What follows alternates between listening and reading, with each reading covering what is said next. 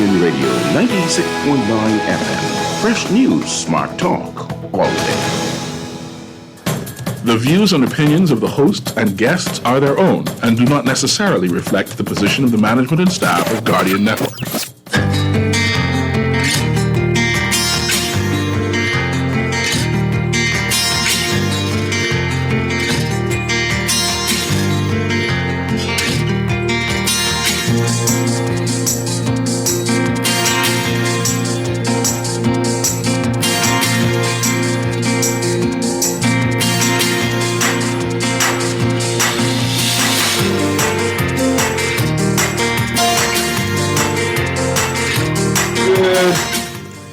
Good morning. The PLP ratifies 13 more candidates as a large crowd turns out for an NGC meeting. Meanwhile, the health minister campaigning during this time as the head of the nurses union says they still haven't received any information on the vaccine rollout from the government. And we begin our Fringe Party Week series here on Morning Blend. Today we are talking with the Democratic National Alliance. We'll hear what the DNA president has to say about their platform and what they are planning to do for the general election. It's all straight ahead this morning. I'm Dwight Strachan, and this is Morning Blend. Wake up, it's a new day. Wake up, it's a new day. It's the start of a new way. You know that it's the start of the end of the old way. Good morning again, Bahamas. It is Wednesday, March 17th, 2021. This is Morning Blend on Guardian Radio 96.9. Again, I'm Dwight Strachan. In a moment, Chester Robards will be joining us. Also this morning in Morning Blend Business, we are talking about customer service during the pandemic in other parts of the world, especially the United States. Customer service has apparently improved. Can we say the same in the Bahamas? If not, why not? That's what we're talking about today. But first, it's time for the overnight, the latest breaking news from while you're sleeping, and the top national and international headlines this morning.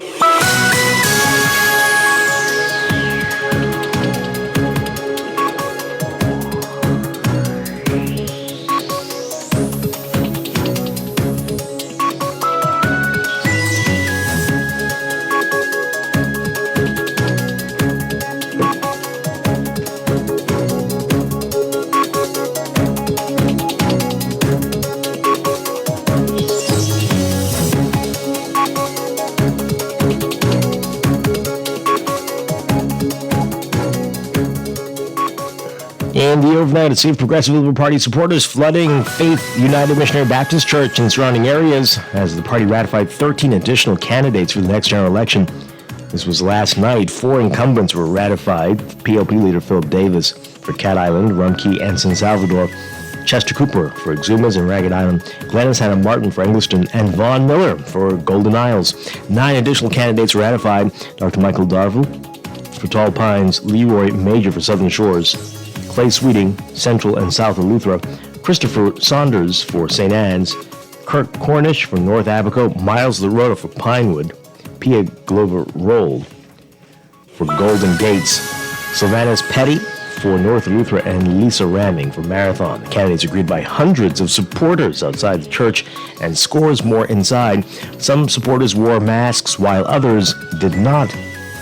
Many supporters having a great time drinking, chatting, and joking, some would say as if it were a normal pre-pandemic meeting.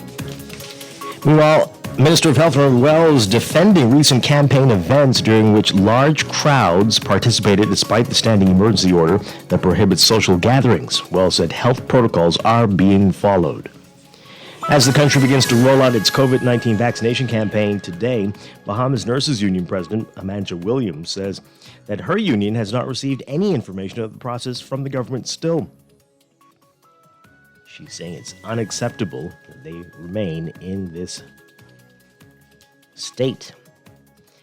And representatives from both Gavi and the World Health Organization defending the use of the AstraZeneca vaccine in the Bahamas as more European countries halt its use due to concerns about blood clotting. The Bahamas has secured 20,000 doses of the vaccine, which were donated by the Indian government, and is awaiting an additional 100,800 doses from the COVAX facility, which is led by Gavi, the Coalition for Epidemic Preparedness Innovations, and the WHO. Overseas, former French President Nicolas Sarkozy is scheduled to go on trial today on charges that his unsuccessful re-election bid in 2012 was illegally financed.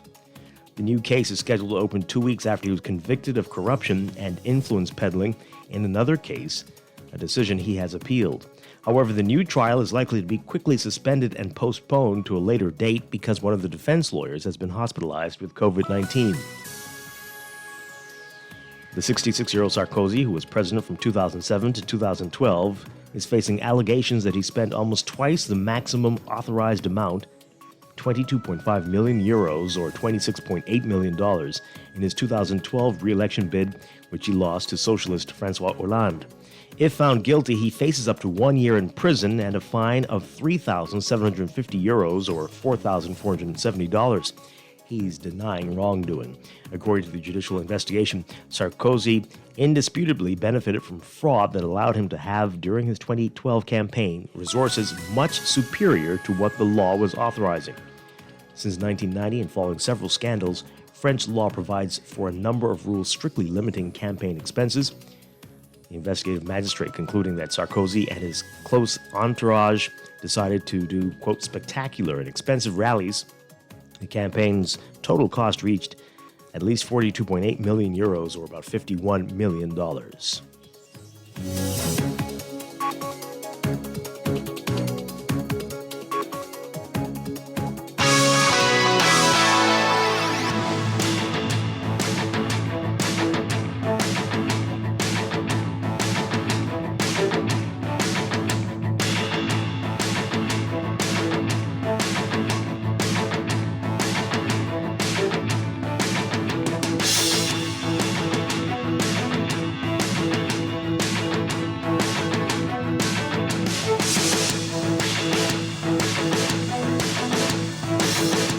In sports, yet another high-profile Bahamian sports person has contracted COVID-19 on the heels of receiving a 4-year contract extension from the University of Mississippi to coach their women's basketball team, and on the verge of the women's national invitational tournament getting underway on Friday. Yolette coach Yo McPhee-McEwen has tested positive. It's unclear how and when the popular Ole Miss Rebels women's basketball coach acquired the virus and how long she'll be unavailable for team duties. And more from college basketball, part of the NCAA's finally honed plan for playing March Madness amid the pandemic coming into question as teams began gearing up for practices to tune up for the games later this week. One referee tested positive for COVID-19, forcing him and 5 others who went out to dinner with him out of the tournament. The excursion ran counter to a protocol that called on all players and staff to eat at their NCAA hotels. But because the refs' rooms weren't ready and there was no food available, they were given a pass. It resulted in a big shakeup of the officiating corps for the games, 52 of which take place Thursday through next Monday at different arenas in Indianapolis, Bloomington, and Purdue. Though the NCAA brought plenty of backup referees, the mass departure served up yet another illustration of how things can go wrong. That's sports, and that's the overnight. Time for your first look at weather.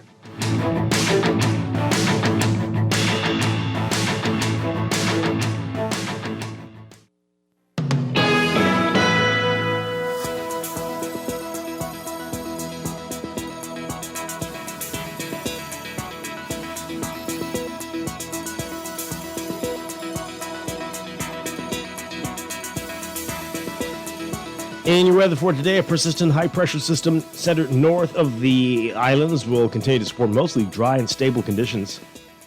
Beachgoers still being asked to exercise caution due to the risk of rip currents, mainly at north and east coast beaches.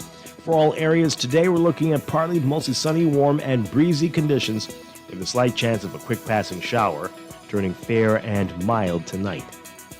Now, small craft advisories in effect for the central and southeastern Bahamas. Wind southeast to south at 10 to 15 knots, but gusty at times in the northwest Bahamas, and east to southeast at 15 to 25 knots over the central and southeastern islands. Seas 2 to 4 feet, but higher in gusts in the northwestern islands and 5 to 8 feet in the central and southeast Bahamas. Seas slightly higher across all areas in subsiding northeasterly swells. Look for high temperatures getting up to around 84 Fahrenheit, 29 Celsius today. Overnight lows tonight getting down about 68 Fahrenheit, 20 Celsius. That's your first look at weather this morning. We'll have your extended outlook coming up after traffic in just a bit. Wake up, it's a new day. Wake up. It's time for a quick break, but when we come back, we're discussing the day's top stories right here on Morning Blend on Guardian Radio 96.9, your home for fresh news and smart talk all day. It's the start of the end of the old way. Wake up, it's a new day. Technology serves to make our lives better, so why not your business too? At Custom Computers, we've been maintaining our knowledge and relationships with top tech companies since 1987 and carry only the most trusted brands like Apple, Microsoft, HP, and more. No company has helped more businesses build reliable IT systems than Custom Computers. You name it, we've done it. Call 396-1101 to talk to any of our business experts. Find trust in your tech. Count on Custom Computers. For the past 33 years, Great Commission Ministries has been defending the poor and hurting, feeding the hungry, and sheltering the homeless. We invite you to support our Live to Give program and make a difference in these challenging times. Become a donor by giving a one-time annual gift or a monthly donation of $50 or $100. Call Great Commission Ministries at 325-5801 for more details. Or visit our headquarters at 237 Wolf Road. Join Live to Give today. This public service announcement is proudly sponsored by this radio station.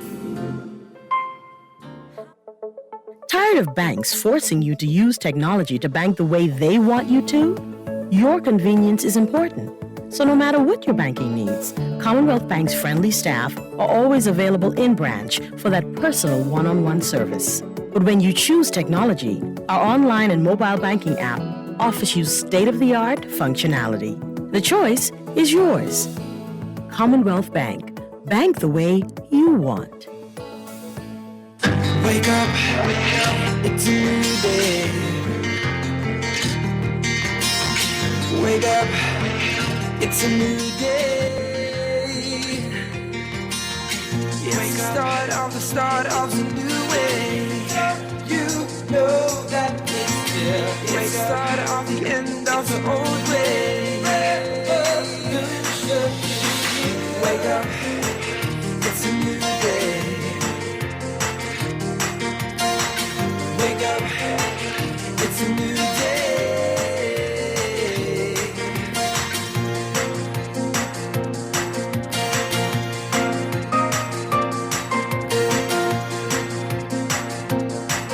Welcome back to Morning Blend here on Guardian Radio 96.9. We are streaming live on GuardianTalkRadio.com and on the Guardian Radio app for smart devices. We're also on your televisions on Cable Bahamas Channel 969 and BTC Flow Channel 612. You can tweet us at MorningBlend969 or Facebook.com/MorningBlend969. Text us 422-4796. That's the Guardian Radio text line powered by BTC. 422-4796 standard text rates. Coming up this morning, more weather and traffic. As we said, we're kicking off Fringe Party Week beginning today. We are talking with the DNA today. I don't know if they'll appreciate being called that, but we're going to hear from the DNA leader, Arinthia Komalafe, today. And we've got some other parties lined up for the next few days. So that's going to be interesting as we are clearly in election season, no matter what anyone's saying. It is very obvious to everyone what's happening here. We're going to talk about all of that this morning.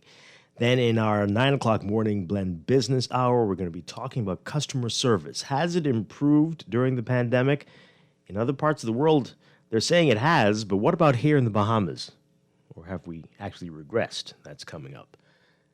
But right now, let's get into what's in the news.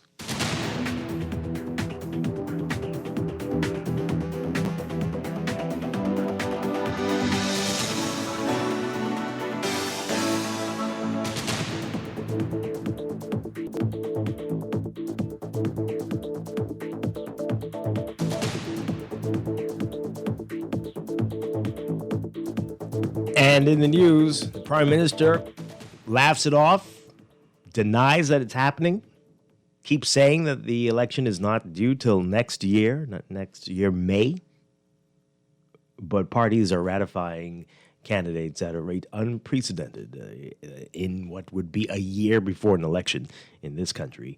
I think almost everybody knows all the candidates for the two major political parties now already, and there's campaigning on the weekends, just droves, people just walking around in their T-shirts as if the election were next month.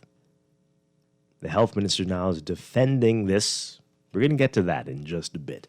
But last night, more on the ratifications. The PLP ratifying 13 more candidates, and apparently a very large crowd turned out for this.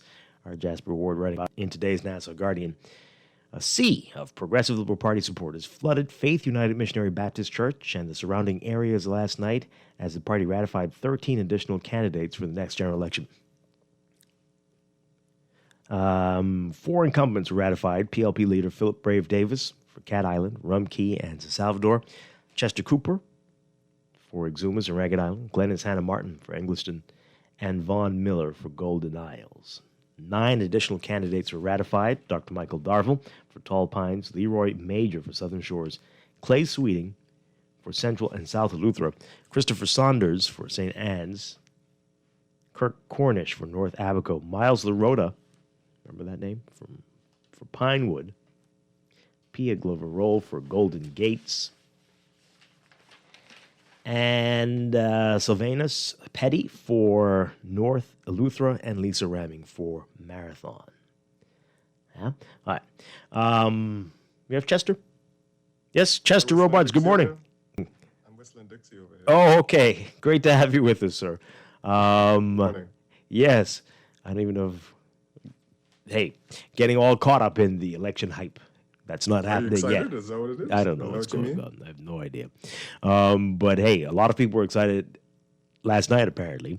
We're told the candidates were greeted by hundreds of supporters outside the church and scores more inside. Some supporters wore masks, while others did not. Many supporters drank, chatted, and joked as if it were a normal pre-pandemic PLP meeting. Uh-oh. Although social gatherings are currently prohibited on New Providence, PLP Chairman Fred Mitchell told the Nassau Guardian that the party was given an exemption for last night's National General Council meeting. Mitchell said, quote, the council has about 2,000 members. If a council meeting is held to deal with this, you can't hold it at headquarters. We don't have the capacity for it. Before all this took place, the leader of the opposition spoke to the Prime Minister. The Prime Minister said he was doing the same process with his party.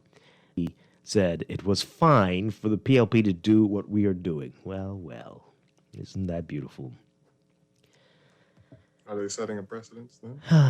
Well, for party stuff, you can't do anything else, apparently. Maybe if you want a big funeral or wedding, you could say it's a ratification of your candidates. Wow. Mm-hmm. Fair enough. Yeah, that's probably what you should do. He said all the necessary protocols were followed. Last night, the PLP's second ratification ahead of the next general election. So far, it has ratified 31 candidates, 18 of whom were ratified last month. Pia Glover Roll is one of 5 women ratified by the PLP so far. She said it is, quote, critical to have women represented. You heard it earlier, Vaughn Miller.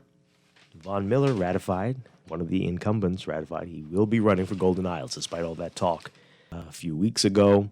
So that is secure.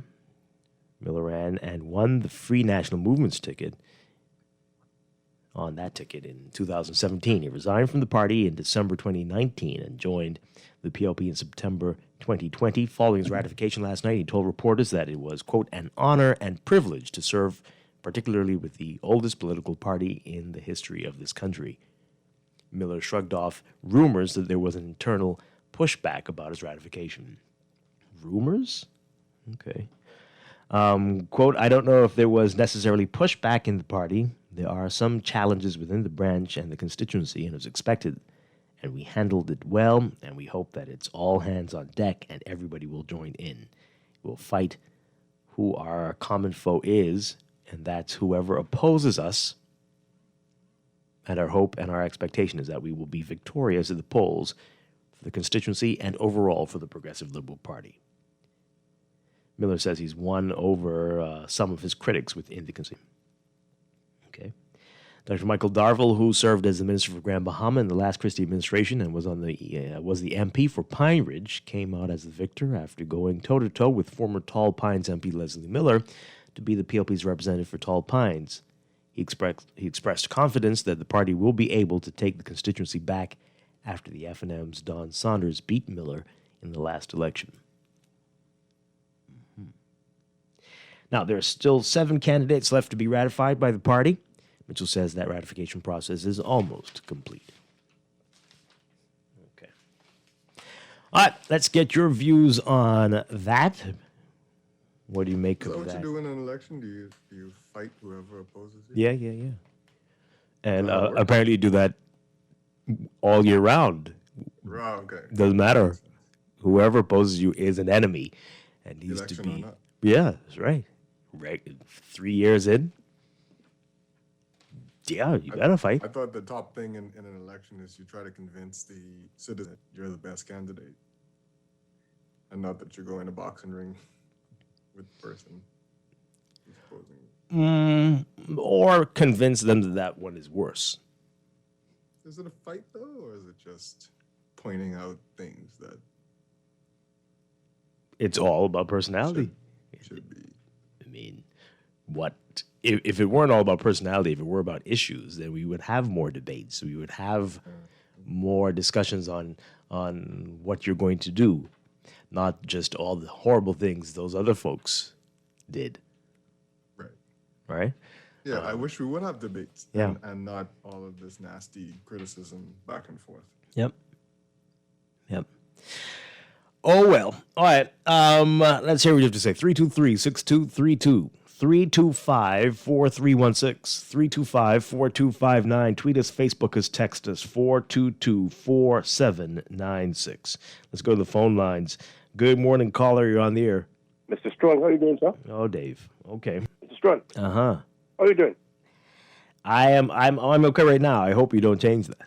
No, Mr. Strong, let me make it clear now. I need to react. Every day you say something that is very dangerous. Very dangerous. Arden, I won't put you in trouble this morning, okay? I picked it up on last night, okay? Oh, dear. All right, so. Well, we'll see. All right, Mr. Strong, last night, right? Everybody inside was wearing masks. No, you can't help if people come outside and a few wasn't wearing no masks. I mean, the bottom line about this, Mr. Strong, you say debate, right? I mean, not say you, right? Don't spin the issues. Mr. Philip Brave Davis, the incoming Prime Minister, challenge the Prime Minister to meet the debate. So you all got to push that. The man talking about pushing iron and puppet weight. Remember that? Remember that, right? Yeah, we're talking to everybody, so No. I mean, no. it's one thing to call for it, but we need to. Mr. Strong, and the PLP is on the radio discussing their plan and dealing with issues. I say only there for them, calling people all kind of name but contaminated and stuff. Is that a fact? Well, Mr. Philip Brave Davis or Chester Cooper or Fred Mitchell attack FNMs? well, Fred Mitchell, yes, but the others, no. Mr. Strong, first of all, you was a decent fella. If somebody slap you, I say, what you gonna do? Let them cry or fight back? Mr. Strong. Depends on who slapped me. Mad on this radio and tell people they're mad. You remember that? Everybody's telling people about their ma these No, days. I'm just trying to say so don't make it look like you're talking about for nothing. And last thing, right? Mm-hmm. Why in the world does Bahamas government have Ed Fields giving instructions and the nurses president don't know what happened? Who Ed Fields is? Who he is? He's on the vaccination committee. Yes, Mr. Strong, Ed Fields know nothing about no vaccination. Or in the world you have Amantia Williams, the doctor's president, the physician president, you know what happened, and you have a joker like Ed Fields giving instructions out. You trying to say after the government playing people's life? Ed Fields? Man, get a life, yo. Tell that man go back to Okay, right. See, right there. There you go. All right. So yes, thank you very much. He just Appreciate can't it. help himself. Yeah, I mean he was doing reasonably well. Okay. Yeah. Let's take another call. Good morning, caller. You're on the air. Hey, good morning, Dwight. Hi. Good morning. Yeah, Yeah, Dwight, and that listing that now you read was not impressive at all to me, right? Because what I continue to see, Mr. Miller left the FNM and went back and went to the PLP and became normal, right? Became what? He became normal. Oh, right, because this the same thing what happened to Mr. Wells. He left the FNM. He left the PLP and went to the FNM, and everything became normal. The point I'm making is, right, those incidents continue to prove that we ain't going as a people, because if you could leave something that you despise and just become and it just become normalized and that after, and we continue to see this left and right. It's like they'll say, "Oh, this party is that," but the minute they have a problem with the party they with, they can find themselves right party that they was cascading or disgracing or whatever before, right? So again, this is a perfect storm I see brewing, and I can almost guarantee you one of these administration will not be in our assembly this election. You guys have a nice day. well, okay. I guess, of course, one of them won't. But thank you very much. Appreciate it. All right. 323-6232, 325-4316, 325-4259. Let's read some of these text messages. What is this now? We continue to tell people the Bahamas is a fraud. Months, Minutes and FNM had everybody locked down, condemning anyone who would walk around. But now Minutes and FNM are campaigning every day without any social distancing, when the same people tell you even when you get vaccinated that you'll still have to socially distance, but they are doing none of it. Yep, that's a very, very serious point there. This one says, Dwight, you, me, and every citizen should be outraged if elections come this year. How can we allow our leader to knowingly lie to us? Instead, we joke about it.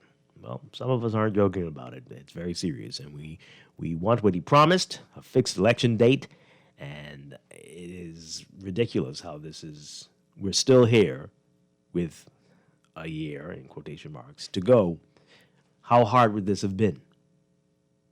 How hard would that have been? What is the issue? Anyway, I need special permission for a private function, and the Prime Minister better not deny me. If the FNM people can do it, why can't I? Well, you've got to form a political party and say that your event is for the ratification. Don't mind if one of the members is in a black tuxedo and the other one is in a white dress. That's what your party requires, right? So, and then you can have your 2,000 people there. This one says here, let's have a party at a church, y'all. We could have up to 2,000 people as long as everyone masks. The Prime Minister said it's okay to do what he's doing, but I guess we'll have to wear the same color T-shirts so we look like a group. This Saturday we'll start with purple. It's on. Okay, try it. Let us know how that goes. I think the competent authority walked through with that large crowd in Centerville. Its hats off for the other political parties. I'm not sure. All right, let's take this call. Good morning, caller. You're on the air.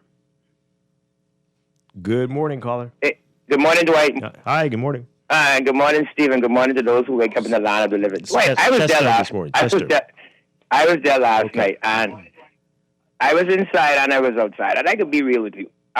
Inside, everyone was wearing a mask, and it was, see, when people go give an impression about the PLP, about the event they had last night, I wonder if they actually were there.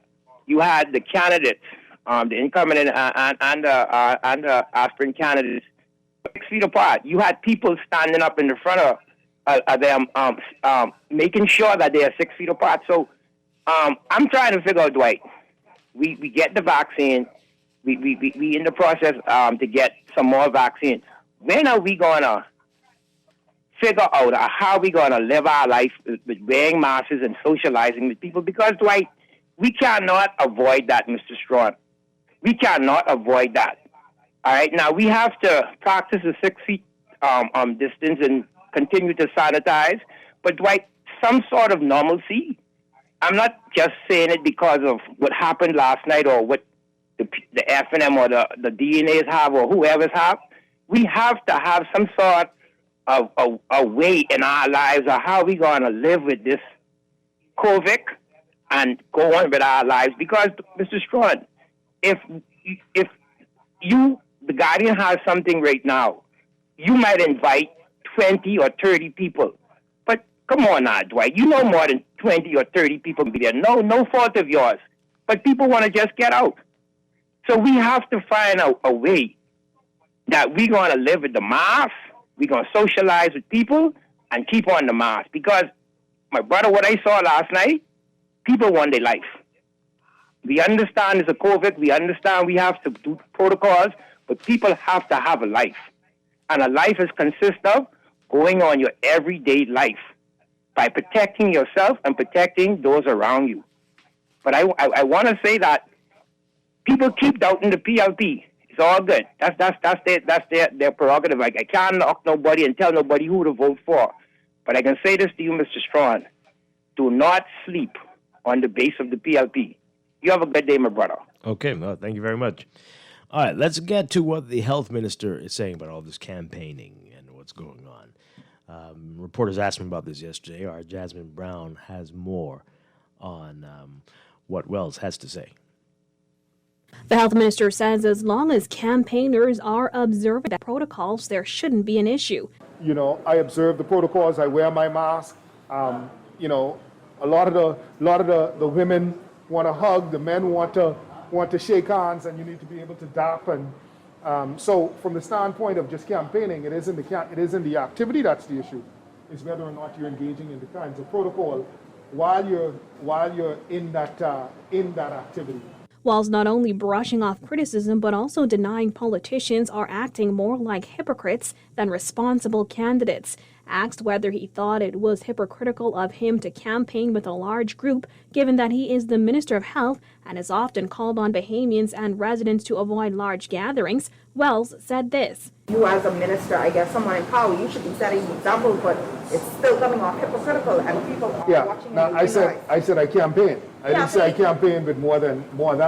I would say that I have. Suggest different. Well, I would say to you this.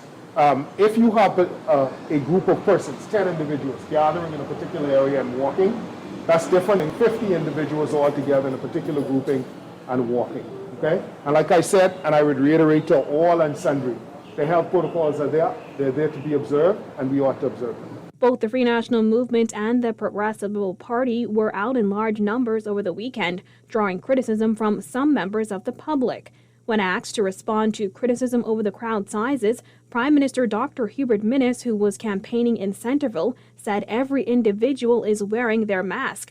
Wells also responding to concerns that the political season could cause a third wave of COVID-19 infections. When it comes to entering a third wave, there is the possibility of that. If we do not continue to maintain the protocols that was put in place that has helped us to not only get our hands around this virus, but to keep the numbers down low, which is sanitizing our hands, washing these phones that we use, that we frequently touch, making sure that we social distance, those kinds of things. Reporting for Guardian News Network, I'm Jasmine Brown. What do you make of those comments from the health minister? Is he, as the reporters asked him, being hypocritical? Was one of his answers 10 is different from 50? Sounded like that. Something like that. Mm-hmm. That was helpful. Yeah. Okay. That shows a great understanding of COVID and how it works. Yep. So, hey, so whatever, we've known this is how they are. Whatever it takes, politics is their God, and that's what they will do, right? And all the rest of us, whatever. How long are you going to accept it, folks? How long are you going to sit back and allow this hypocrisy double standard to continue? Let's take this call. Good morning, caller. You're on the air. How are you doing this morning? Doing well. Okay, here's the thing then, right? It's official. No club or any establishment that has people in it, none of them are to be fined anymore, okay? Because that's where the problem is, all right? You're going to different clubs, you're going to different establishments that have a lot of people in it and talking about they're breaking the COVID protocol. Listen, what's good for the goose is good for the gander in this country, all right?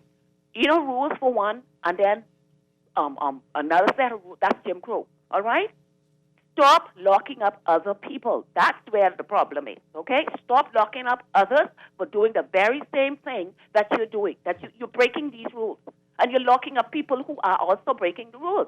That's where the the hypocrisy comes. Right. You see what I'm saying? Yep. Stop it. That's all we're saying. All right. Yep. Well, yep. What was that big fine? What was it? Was it $30,000? $30,000 for that establishment. Yeah. But special permission, and we're doing it too, so it's fine if you all do it. That's cool.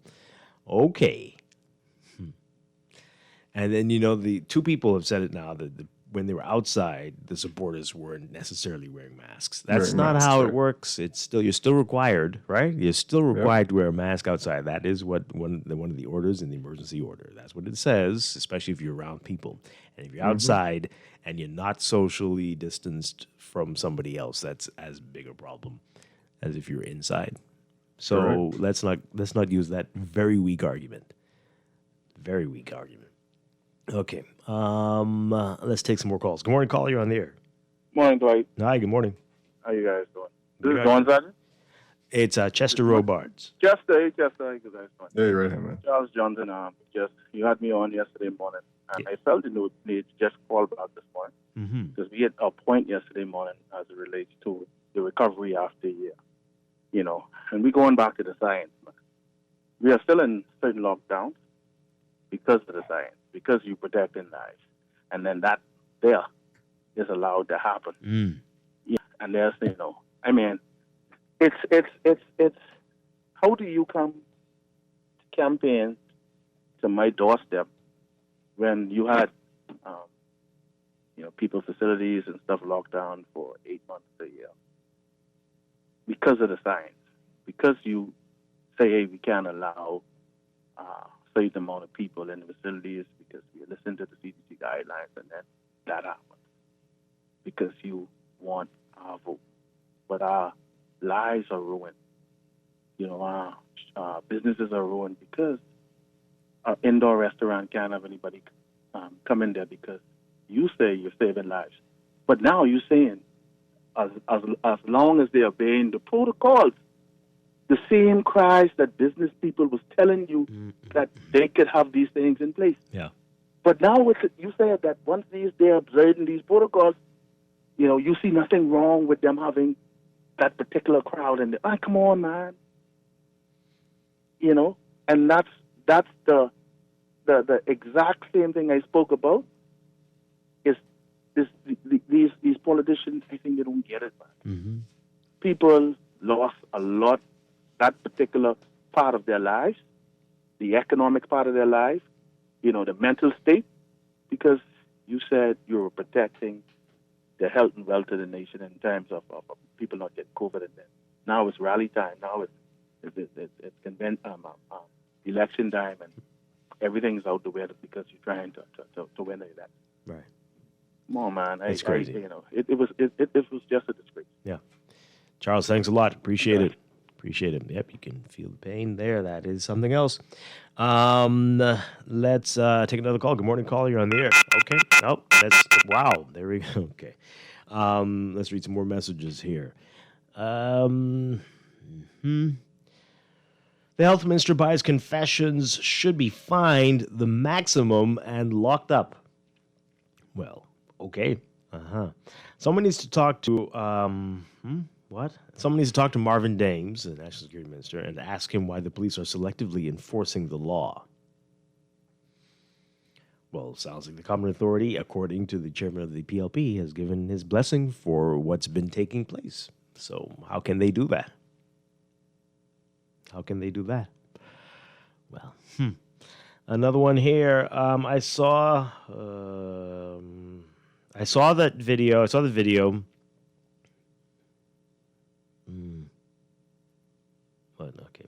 They're talking about DeWitt again. I saw a video that DeWitt did live on social media at that event last night. I guess for what I've seen, I saw people wearing masks, but I can say this looks like the PLP will be the next government, God willing, and I don't support the PLP at all. God willing, but you don't support them. Okay. Oh, boy. Okay. Another call. Good morning, caller. Good morning. You're on the air. Good morning, Dwight. Good morning, Chester. Hi, good morning. I mean, we could be buck right out this morning. We should have been buck right out. There's no excuse for that event that happened. We could have done that over Zoom or Microsoft Teams or any type of social media platform.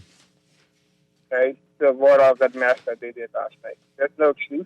And the minister's comments in regards to being able to walk around once the protocols has been adhered to, that's nonsense.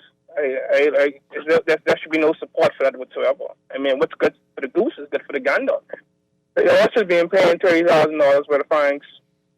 I mean, the party has that type of fund, obviously, in their coffers, so they should pay the fines. There should be no exceptions being done for any political entity, especially after what we have suffered through as a country this last year. There should be no exception at all. Yeah. And whoever political supporter says otherwise, they are just being disingenuous, completely disingenuous. Interesting points. Thank you very much. Appreciate it. Appreciate it. Well, we will see. We will see what happens. But this is unbelievable. This is unbelievable. What's also unbelievable, what the nurses union is saying, they still don't have any information on the vaccine rollout from the government. Our Travis Carroll writing about it in today's NASA Guardian. As the Bahamas begins to roll out its COVID-19 vaccination campaign, nurses union president Amanda Williams says that her union has not received any information about the process from the government. She said, quote, "We haven't had any information. We have not had the first information sent to us by our government," says Williams, who apparently is on vacation and was on vacation when contacted for comment. So I don't know if that has anything to do with why. Anyway, she goes on to say, quote, "Is that acceptable by the Bahamian people? The Bahamas Nurses Union have not received a document. One document? Wow. We are the largest union in the healthcare system." Goes on to say, quote, "We have 99.5% of nurses unionized, and you have not sent us one document. You've not engaged us in one conversation." Williams represents about 2,000 nurses. The country received 20,000 doses of the AstraZeneca vaccine last week from the government of India. After holding a pilot event on Sunday to work out any kinks in the system, the Ministry of Health will begin vaccinations at Princess Margaret Hospital today. The appointment site for healthcare workers to set up their vaccine appointment went live yesterday, Tuesday. When the NASA Guardian spoke with Williams around 3:30 p.m. yesterday, she said that she had not seen anything regarding the site. She said, quote, "I think PHA, Public Hospitals Authority, sent a circular that I glanced through, but the government has never consulted with the Bahamas Nurses Union nor the Doctors Union at all. As was said previously, we don't have any idea of what is taking place with members, and it is poor. It's totally poor. We ask you to be transparent. We ask you to send the information so that we can be abreast and tell the nurses to encourage them." Now, officials from the Ministry of Health said yesterday that it was too early to comment the rollout of the appointment system. Williams and Consultant Physician Staff Association President Dr. Sabrika Pinder-Butler and Bahamas Doctors Union President Dr. Melisande Bassett previously said that they were in the dark as well on how the rollout of the COVID-19 vaccine will take place. On Sunday, when asked to respond to that, Health Minister Wells says, quote, "The reality is the Ministry of Health has been driving this process. The most important persons in this process are those persons who have always been a part of the vaccination process," which is the Ministry of Health Immunization Department that has been leading the charge in regards to immunization in this country in general. This is not new. This is something that the Bahamas has been doing for probably 180 years. The first vaccination bill, the bill that we still use today to vaccinate people, was passed around April 6th, 1860. That's how long we've been vaccinating people in the Bahamas. Okay. What do you make of that? Circular was passed around. She admits that. Is she into that, or does she have a point? They should have been involved in this whole process and consulted on this and need to be actively involved in getting the education out there to their members and the public. I agree. Yeah? I agree. Which part? Which part? They should always have been part of the conversation, whatever kinds of meetings they had regarding these things. Yeah. Let's hear what the callers have to say. 323-6232, 325-4316, 325-4259. Good morning. You're on the air. Good morning, Dwight. Hi. And good morning, Bahamas, and to the rest of the world who listening around the world. And Chester, good morning, Chester. Good morning. All right, Dwight, two things, Tim. I hear the report a while ago you saying at least they was calling off some names for nomination for the Progressive Liberal Party. I was moving up and down, so I might have missed and didn't hear. Did they call 1 million in? Yes, they did. He's nominated for Golden Isle. Lord. All right. Next thing. I over the weekends. It sounded like Randall. I couldn't see the TV, but it sounded like Randall Wells, the Prime Minister, and his wife, them, they take the vaccine. You know, Dwayne Sands, who telling us now that we could go and take the vaccine after he get his nomination. You know, if him and his family then take it also. I do not know. Or they waiting on the J&J, what you call it, Johnson & Johnson or something like that? I have no idea. Dwayne Sands, if you're listening, let us know if you are taking it. If right. You took it. One last thing. You know that thing, the next one with the thing, what they call Moderna or something like that. You see anything on the news yesterday, or you hear anything on international news? They're trying to make vaccines for the babies now from 6 months to going up to 17 years old. I didn't hear that, but not babies, but I heard that they are looking at children, their tests, their studies. Okay, I consider them babies too when they're like 6 months. But you keep up the good work. All right, Chester. Okay, all right. Thank you very much. Okay.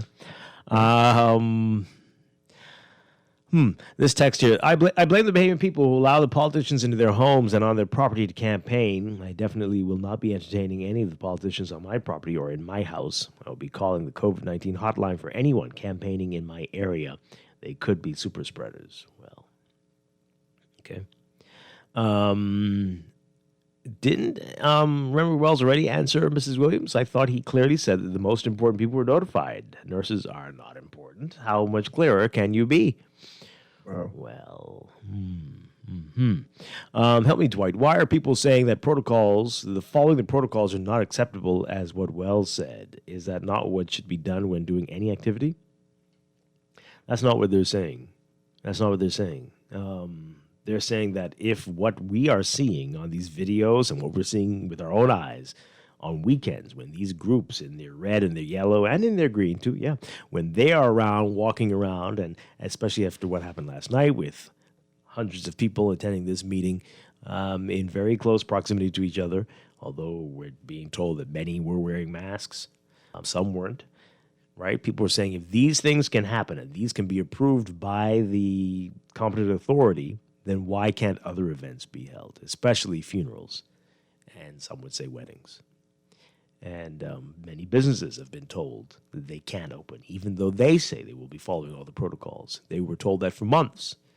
Why, when this is happening? That's what they're asking. And these are very good questions. These are things we need to know. Yeah. All right, let's take a break. When we come back, more of what's making news, and we're going to get underway with our Fringe Party Week. We're talking with the DNA this morning, kicking it off, this series. That's all straight ahead. This is Morning Blend on Guardian Radio 96.9. Here we go now. When I was a little boy running around the yard, I used to hear the older men talking by the bar.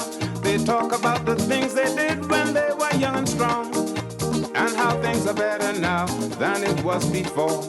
I didn't understand what they meant back then. I'm a little older now. I think I comprehend when they say age ain't nothing but a number. This is Guardian Radio 96.9 FM, Nassau, Bahamas.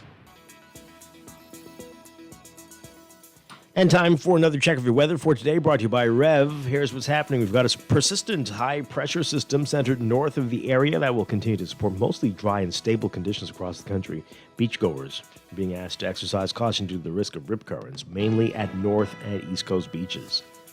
For all areas today, look for partly to mostly sunny, warm, and breezy conditions with just slight chance of quick passing showers, turning fair and mild tonight. Small craft advisories in effect for the central and southeast Bahamas today. Temperature-wise, we're looking at highs getting up to a very warm 84 Fahrenheit, 29 Celsius. Overnight lows tonight getting down to about 68 Fahrenheit, 20 Celsius. In your extended outlook, the once dominant high-pressure system will begin to retreat eastwards ahead of a cold front that's expected to reach the northwest Bahamas late on Friday or early Saturday morning. Ahead of that, though, for tomorrow, Thursday, we're looking at mostly sunny, warm, and breezy conditions.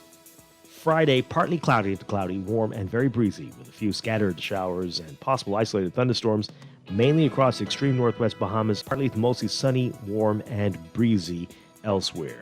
That's your morning blend weather check, brought to you by Rev. Basketball fans, sign up for Rev Trio.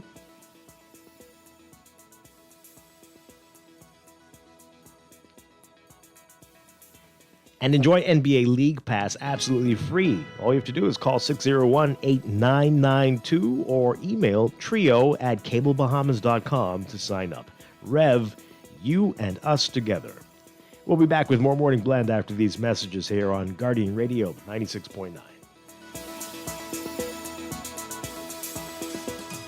Get ready! The real March Madness is here! Up to 100% off store-wide at Alive! That's right! Devices, earbuds, tablets, and so much more with crazy slashed prices! Pay close attention to our social media pages. Visit any Alive location or visit bealive.com for the best deals on some of your favorite devices and accessories. That's March Madness going on now at Alive. Believe in best. Basketball is back, baby, and so is NBA League Pass, only with Rev Trio. Sign up for Rev Trio today and enjoy NBA League Pass absolutely free, along with incredible prizes including a brand new 50-inch smart TV, NBA gear, and more. With tons of prizes and gear, signing up for Trio is the best on- and off-court move this year. Just call 601-8992 or visit www.rev.bs/promotions/trio. Sign up for Rev Trio today and enjoy NBA League Pass absolutely free. Screws and Fasteners World, Balfour Avenue and Palm Beach Street, has those hard-to-find fasteners for you right now. You can find stainless steel regular hex, carriage bolts, galvanized bolts, threaded rods, nails, self-tap screws, sex bolts, anchor bolts, turnbuckles, masonry tools, hand tools, and weed whacker strings. Check out the rope selection and carved body fasteners, too. Special orders are welcome. It's your #1 fastener store. Screws and Fasteners World, Balfour Avenue and Palm Beach Streets. Call 326-1976. Our Visa bring you a benefit as unique as you to enjoy Disney Plus. Get 2 months of the all-new Disney Plus streaming subscription on us if you have an RBC Visa Platinum card. Learn more by visiting www.rbc.com/Caribbean/Disney. Reimagine new ways to bank better. This is Guardian Radio, your station for up-to-the-minute news, intelligent, interactive, and engaging conversation. 96.9 FM. Pick me, you acting like you don't know what to do. Pick me, shawty, you know who you should choose. Pick me, I'll show you what love is like. Let me be the one who'll treat you right. Reason one, yeah. Shawty, I gave you all of me. Reason two, there's no one better than me. Reason three, you and me. Why would you need more? So there is no four, except that I will be yours. Think about it. Yeah. True love is a roller coaster. Just think about it. We are back here with Morning Blend on Guardian Radio 96.9. Dwight Strachan along with Chester Robards.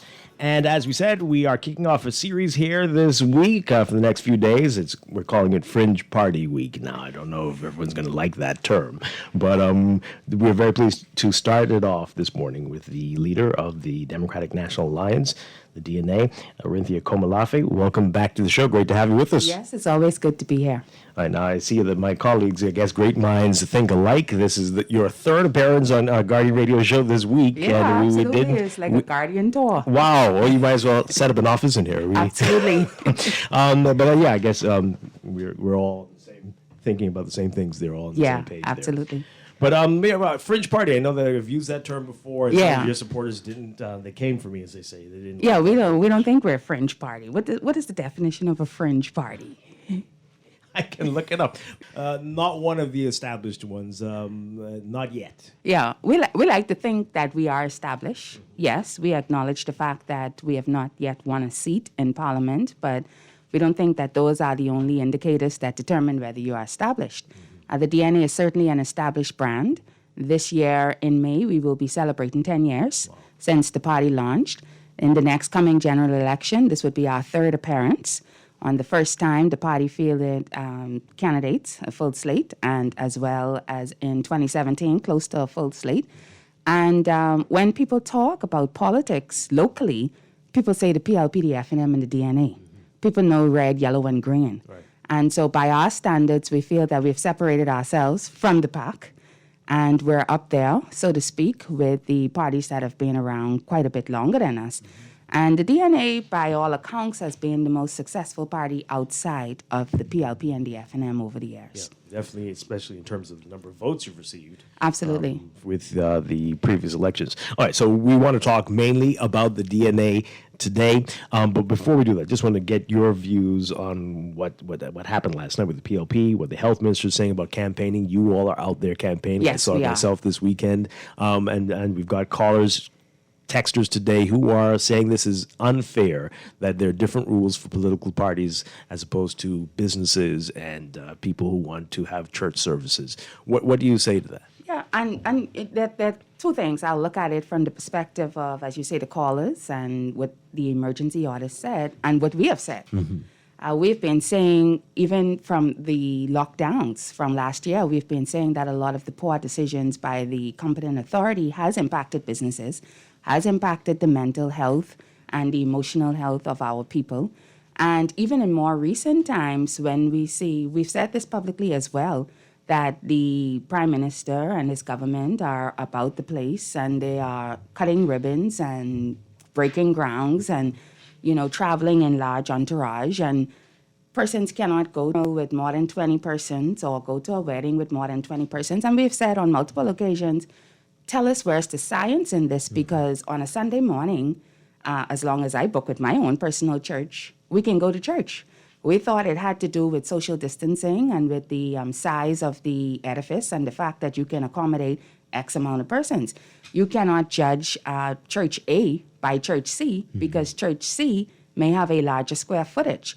So we have always said if the Prime Minister can go about the place and cut ribbons and break ground and have 30 and 40 and 50 people at these events, then why are we not allowed to have 20 and 30 persons or more than 20 and 30 persons at a funeral or at a wedding? Mm-hmm. That's on the does it make sense spectrum when we're talking about the emergency orders and the fact that we have said that the Prime Minister, or rather the competent authority, needs to have a look at this again. Mm-hmm. On the other side of things, talking about the campaigning, and we have been out there campaigning, and we do campaign in large numbers as well, but we social distance. We may start off as a crowd, but we break off into groups of 3 to 5, and our teams are encouraged to carry out the social distancing protocols. We travel with sanitizer. We have our mask on. When we go to residents' home, we try, even if a resident invites us in, which is rare in this environment, we say to them, no, it's okay. We can stand outside and we'll stand at a distance and we won't come into your home, especially if it's a senior person and a more older person. We have decided to stay on the outside and to have the conversation. Mm-hmm. The challenge you have as a political organization is if you do not campaign, and we are, by all intents and purposes, in the campaign season, people are very eager to see us on the ground. In fact, when people see me and they stop me in the food store or wherever I'm about to place, they say, well, who's your person in this area? I need to see this person. I saw that you all were in the outskirts of my area, but you didn't come to my corner.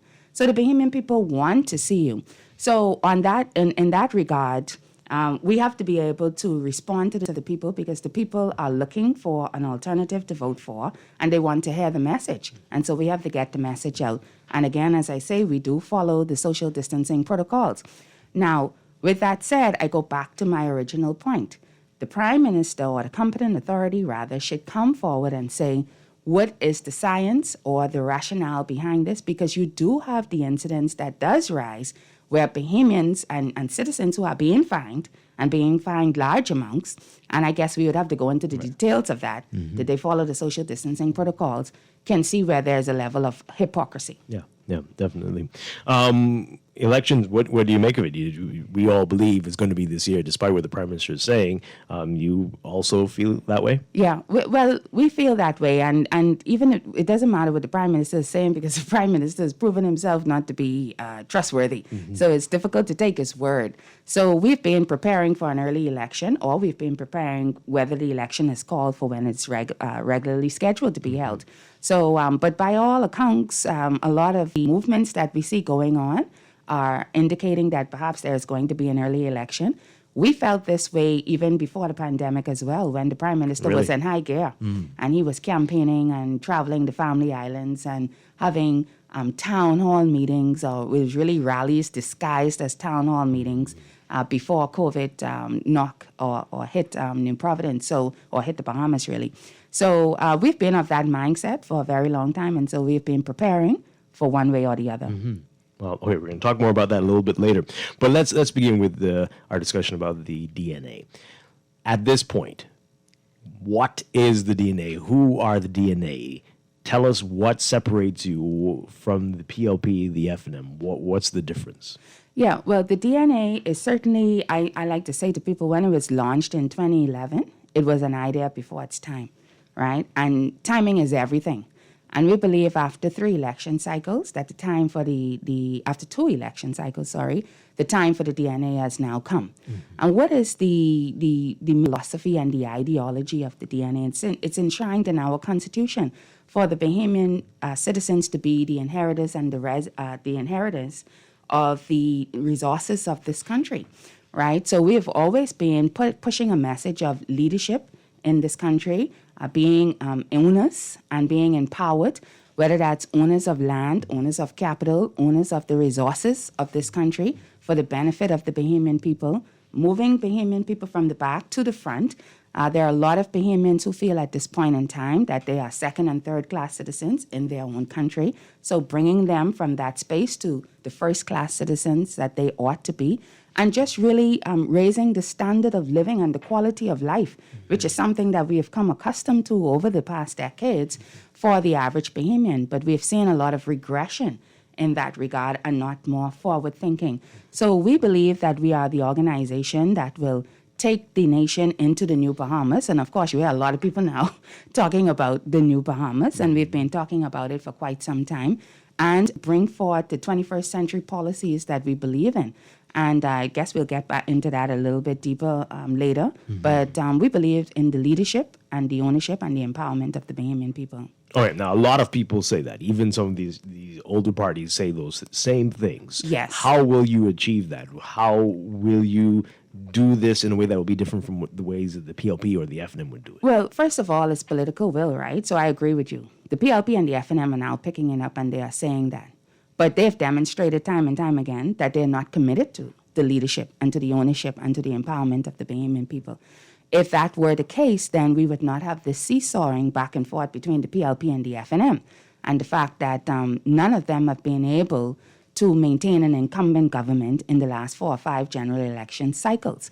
It takes leadership, it takes vision, and it takes competency.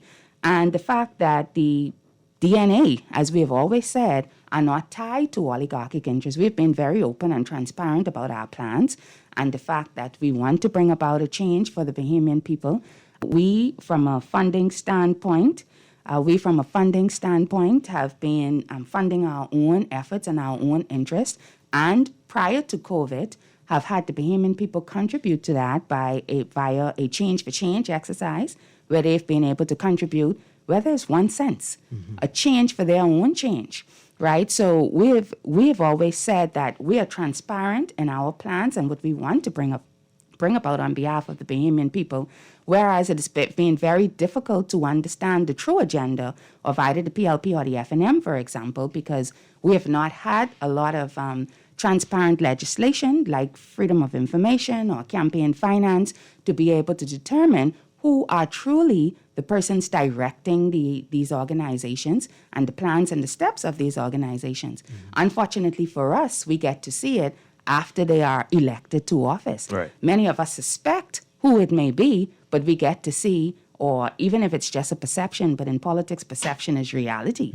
We get to see who these are truly working for. Now, when they're in opposition, the two parties, they say all those things. But when they get in there, when they have the opportunity to make the difference, they don't seem to do it. How do we know the DNA will be different? Yeah, well, you can only know if you give the DNA an opportunity. And that's what we've been asking for. And one thing I'm glad about the fact is people understand that the PLP and the FNM have been dishonest in their utterance. They've been disingenuous. You can only know if the DNA would take a different direction or take a different turn if you give the DNA an opportunity. That's a big chance you're asking people to take. Well, it's not a chance, right? It's not a chance because we have been very open and transparent about what we are and what we represent. We've been talking about our policies. We've been saying what we will do should we be elevated to office.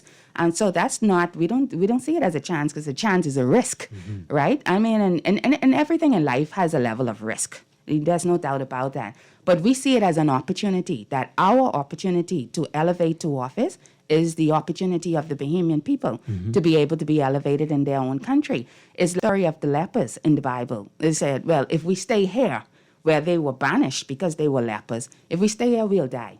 But if we move forward and we go into the city where we've been banished from, we may die too, right? But one thing they did know was that if they stayed there for sure, they would die. Right. So what did they do? They took the risk and they went into the city, and when they got there was no one there, and they were able to collect the spoils. And so we're asking the Bahamian people, of course, it's a faith move, but it's a faith move that is backed by substantive policies. And we're talking about looking at what the persons that are on this ticket are saying, who's leading the charge, and you can only know if you give the organization an opportunity to be able to demonstrate and to implement, which it says it will, if it's elevated to office. Yeah. All right. We're going to break for news. When we come back, a lot more to talk with you about, and we've got some of the candidates coming in as well. Yes. This is Morning Blend, our Fringe Party Week with the DNA this morning, DNA leader Orinthia Komalafe. Stay with us. We're back after news.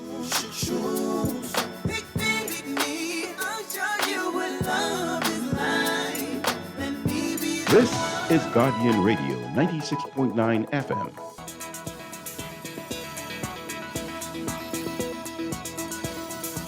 Welcome back to Morning Blend here on Guardian Radio 96.9. We're streaming live on GuardianTalkRadio.com and on the Guardian Radio app for smart devices.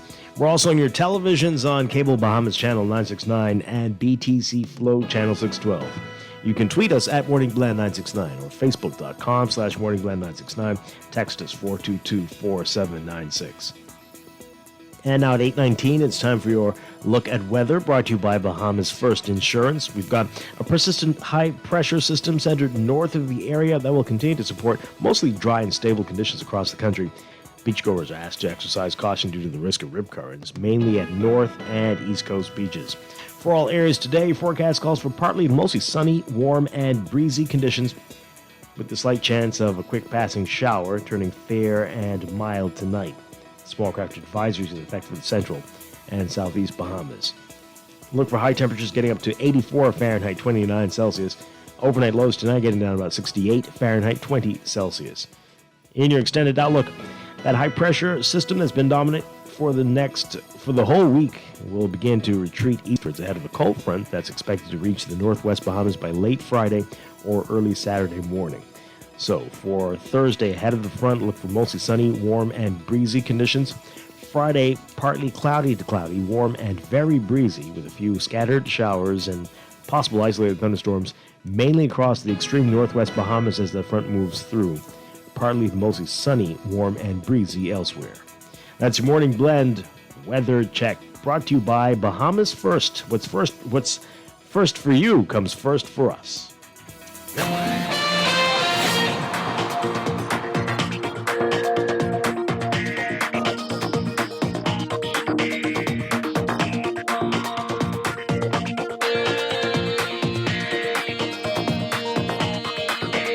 And at 8:20, we've got another check of your traffic for this morning with your morning blend traffic alert brought to you by RBC Royal Bank. And a reminder about Prince Charles Drive, single lane traffic in both directions as you are west of Fox Hill Road there, that stretch as they repave and just a very uneven surface near to the Popeyes there. You need to keep that in mind as there could be some congestion there with the single lane traffic in both directions. Elsewhere along Prince Charles, we're seeing heavy traffic at Beatrice Avenue, the intersection there, and along Robinson Road between Old Trail and Soldier Road. Your other hot spots this morning, Bernard Road westbound mainly, and Eastern Road westbound, heavy traffic in that direction. And of course, the Mile Valley Highway heavy from south of Fire Trail all the way up to Tonic Williams Darling Highway this morning, and backed up on Fire Trail heading eastbound as well, and Gladstone Road northbound. Blue Hill Road northbound as well, just north of Carmichael Road, and Carmichael eastbound heading towards Blue Hill Road. Cowpen Road also eastbound towards Faith Avenue. Those are going to be your hottest spots along with Carmichael Road westbound to Coral Harbor Road, and West Bay Street eastbound the closer you get to Arawak Key and Saunders Beach. That's your real-time traffic and your morning blend traffic alert brought to you by RBC Royal Bank. This is Guardian Radio, 96.9 FM, Nassau, Bahamas.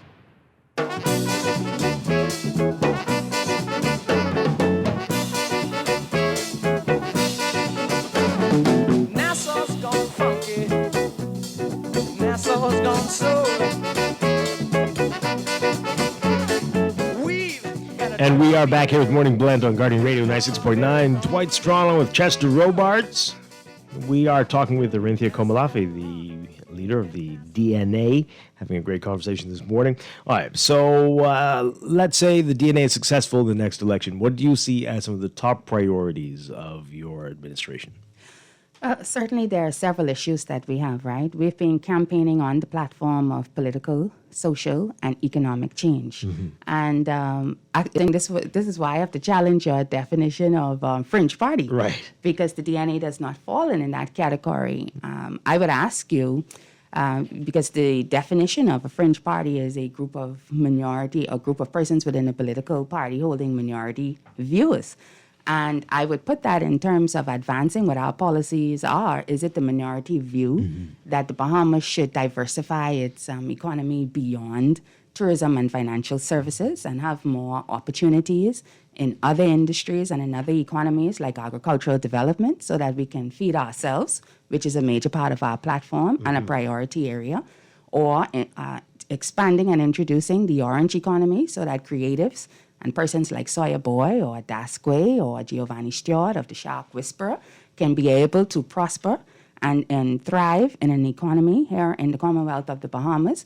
Or is it the minority view that we should move to alternative energy and move away from fossil fuels and have a more cleaner form of energy and reliable energy in the reliable electricity or forms of energy in the Commonwealth of the Bahamas? I would also ask, is it the minority view that we should also have a tax system that is fair and that ensures that those who have more can pay more, and that the burden of government and high taxes are not placed on the poor and the working class and middle class or business owners who are trying to thrive and to prosper and to create jobs and opportunities for Bahamian people? I would also ask, is it the minority view that our social structure that is very, very damaged in this country and inadequate, where Bahamians are unable to see their tax dollars working for them in healthcare, in education, Is that the minority view, that we should fix those particular aspects of our economy, as well as an immigration problem that people refuse to fix, meaning the PLP and the FNM? And also, we've talked in our political platform for change and revolution about moving from a democratic monarchy to public, so that we can have more checks and balances in the system and more transparency and accountability. Is that a minority view? I would say to you that is a majority view. When we look at the PLP and the FNM, the PLP and the FNM have advanced the interest of a small grouping of people in this country. They have institutionalized oligarchism. They have institutionalized elitism. They have made it an us and them society.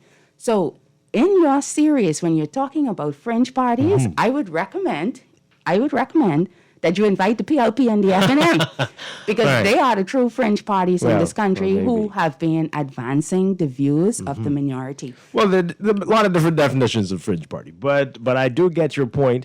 And some would say, well, that must be a minority view, since we're not advancing, it seems, with any of those that you brought up. But those are things that many do talk about. But those are things that the Bahamian people have been demanding. Yes. Political, social, and economic change. And those are the platforms and those are the policies that we are advancing. Okay, excellent. I want to delve deeper into some of those in just a bit. But we're getting text messages, people saying that. I know that was going to be one of my questions as well, saying, looking back at the success or the lack of success the party has had with the last two elections, would it not be wiser to not run a full slate in the upcoming election, to try to get some key seats so that you can make real change or influence change if you are in the House of Assembly?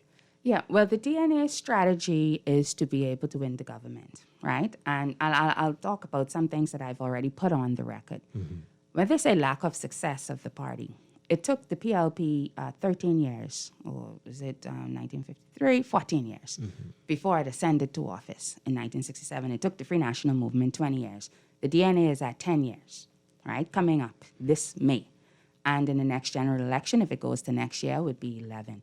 So we're not in bad company in terms of really going at it and keeping the consistency going. I've already said on record that the party would put forward a full slate, whether that full slate is all card-carrying members of the DNA persons that are running under the DNA banner, or whether that full slate is a combination of persons running under the DNA banner and the DNA providing accommodations or working with other like-minded independents or independent parties who share the same ideologies and philosophies of the Democratic National Alliance. There are other parties who started out who could not run a full slate and did not run a full slate and worked with other alliances to be able to form the government. Right. We only need 20 to form the government. And in our structure alone, we already have more than 20 candidates that are out there, that are on the ground, that are actively engaging with the residents in their various constituencies. So we are already at the governmental mark, but we are also continuing our discussions and conversations with like-minded independents and independent parties outside of the PLP and the FNM to be able to coalesce to form a stronger third force. Yeah. How many have you read? Oh, Chester, go on, Chester. I have a quick question. When the DNA first started, and maybe into even the last election, the perception was, or used to be, that the party was just an FNM offshoot. But have you galvanized more people than just that former base, or how's that been going? How's getting people to recognize that you're more than just that? Yeah, well, a lot of that, in terms of diversifying that base beyond what people perceived was just the Free National Movement, there are persons who are on the DNA's candidates list, the party's ticket, who have backgrounds in both the PLP and the FNM. And they have brought their supporters on. They have brought their family members on. They've brought their friends on, their networks on. The people who even formed the DNA, even the executive council of the DNA, housed with persons who have both PLP and FNM backgrounds. The Central Congress of the DNA are persons who have PLP and FNM backgrounds, and you may not believe it, but actually people in the leadership structure of the DNA who have never been voters of the PLP and the FNM. They've always been independent voters. They've always voted outside of the PLP and the FNM. So we have been able, and as we are moving through the grounds and campaigning, and whether that's on social media, and you'll see it on social media, or whether you see that on the ground, the DNA has been getting a lot of traction with persons who in this particular instance, who voted for the Free National Movement, for example, in 2017 and now have buyer's remorse, and persons who are not feeling the current iteration or structure of the Progressive Liberal Party. So we have been able to diversify our base beyond the perception. There are persons coming from diverse groupings who are now following the organization. There are people who ran and had their own political parties in 2017. Our candidate in Centerville, who are now running with the Democratic National Alliance. So we've been able to bring on third-party forces. Our national chairman was the former deputy leader of the Bahamas Democratic Movement. We have candidates on board who are former candidates of the BDM, the Bahamas Democratic Movement. So we've been working over the last several years, bringing together the true essence of our name, which is an alliance, to bring persons from different groupings, whether they were former independents or engaged with independent third parties, or former members or supporters of the PLP and the FNM. Mm-hmm. How many candidates have you ratified so far? So we have ratified 22 candidates so far, and they've been ratified. We have a different process from the PLP and the FNM, and we continue to say this. We didn't work in the reverse. The candidates who have come forth, they applied online through our online application process. No other political party has it. They applied online, very open and transparent, submitted information on themselves. We carried out an initial vetting process. They had to submit their police record. We go to the criminal records office and we check out and make sure that there's no information there that catches us by surprise. If they pass that stage, then they are able to come before the candidates committee, which is the executive council of the party, and be interviewed. If they pass that stage by a majority vote, then they go on to the Central Congress, which is the ratifying body of the DNA. If they pass that stage by a majority vote, they are what we call provisionally ratified, not the same as aspirant. In the aspirant scenario, you had 4, 5, 10 people on the ground one time. Mm-hmm.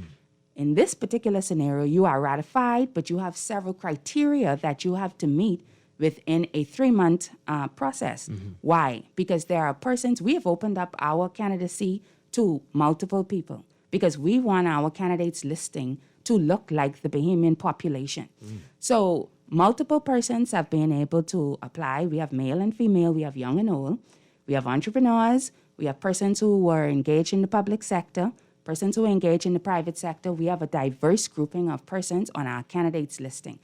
But there are persons who need to know if they can handle the pressures of frontline politics. Mm-hmm. So we give them that opportunity to be able to determine if this is for them, and it's also for us to assess them as well. Mm-hmm. So certain criteria they had to meet to go on the ground, to garner 500 signatures from persons in their constituencies to say that they would support their representation.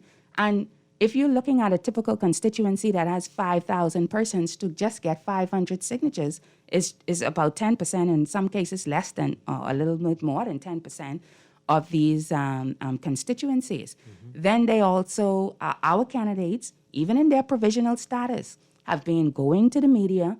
They've been appearing on radio and TV talk shows. They've been stumping the ground, as I said.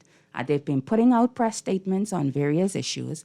All of this is for them to understand if they have what it takes to be in frontline politics, because what we have heard on the ground from the Bahamian people, they're tired of persons not working on their behalf, getting elected, coming in mostly on a wave, and not looking out for the interests of the constituents. So for us, our responsibility is to ensure that we are addressing those concerns of the Bahamian people, the voting population, that we are putting the most serious persons forward.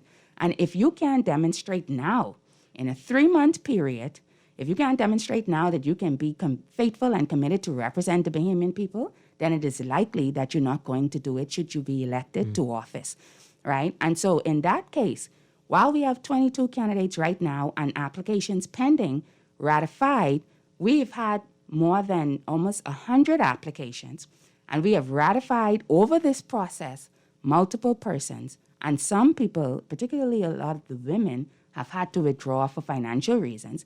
And then some people realize that it's too much. This frontline politics is too much. So we don't need to take those types of chances. That's why we have the provisional status period.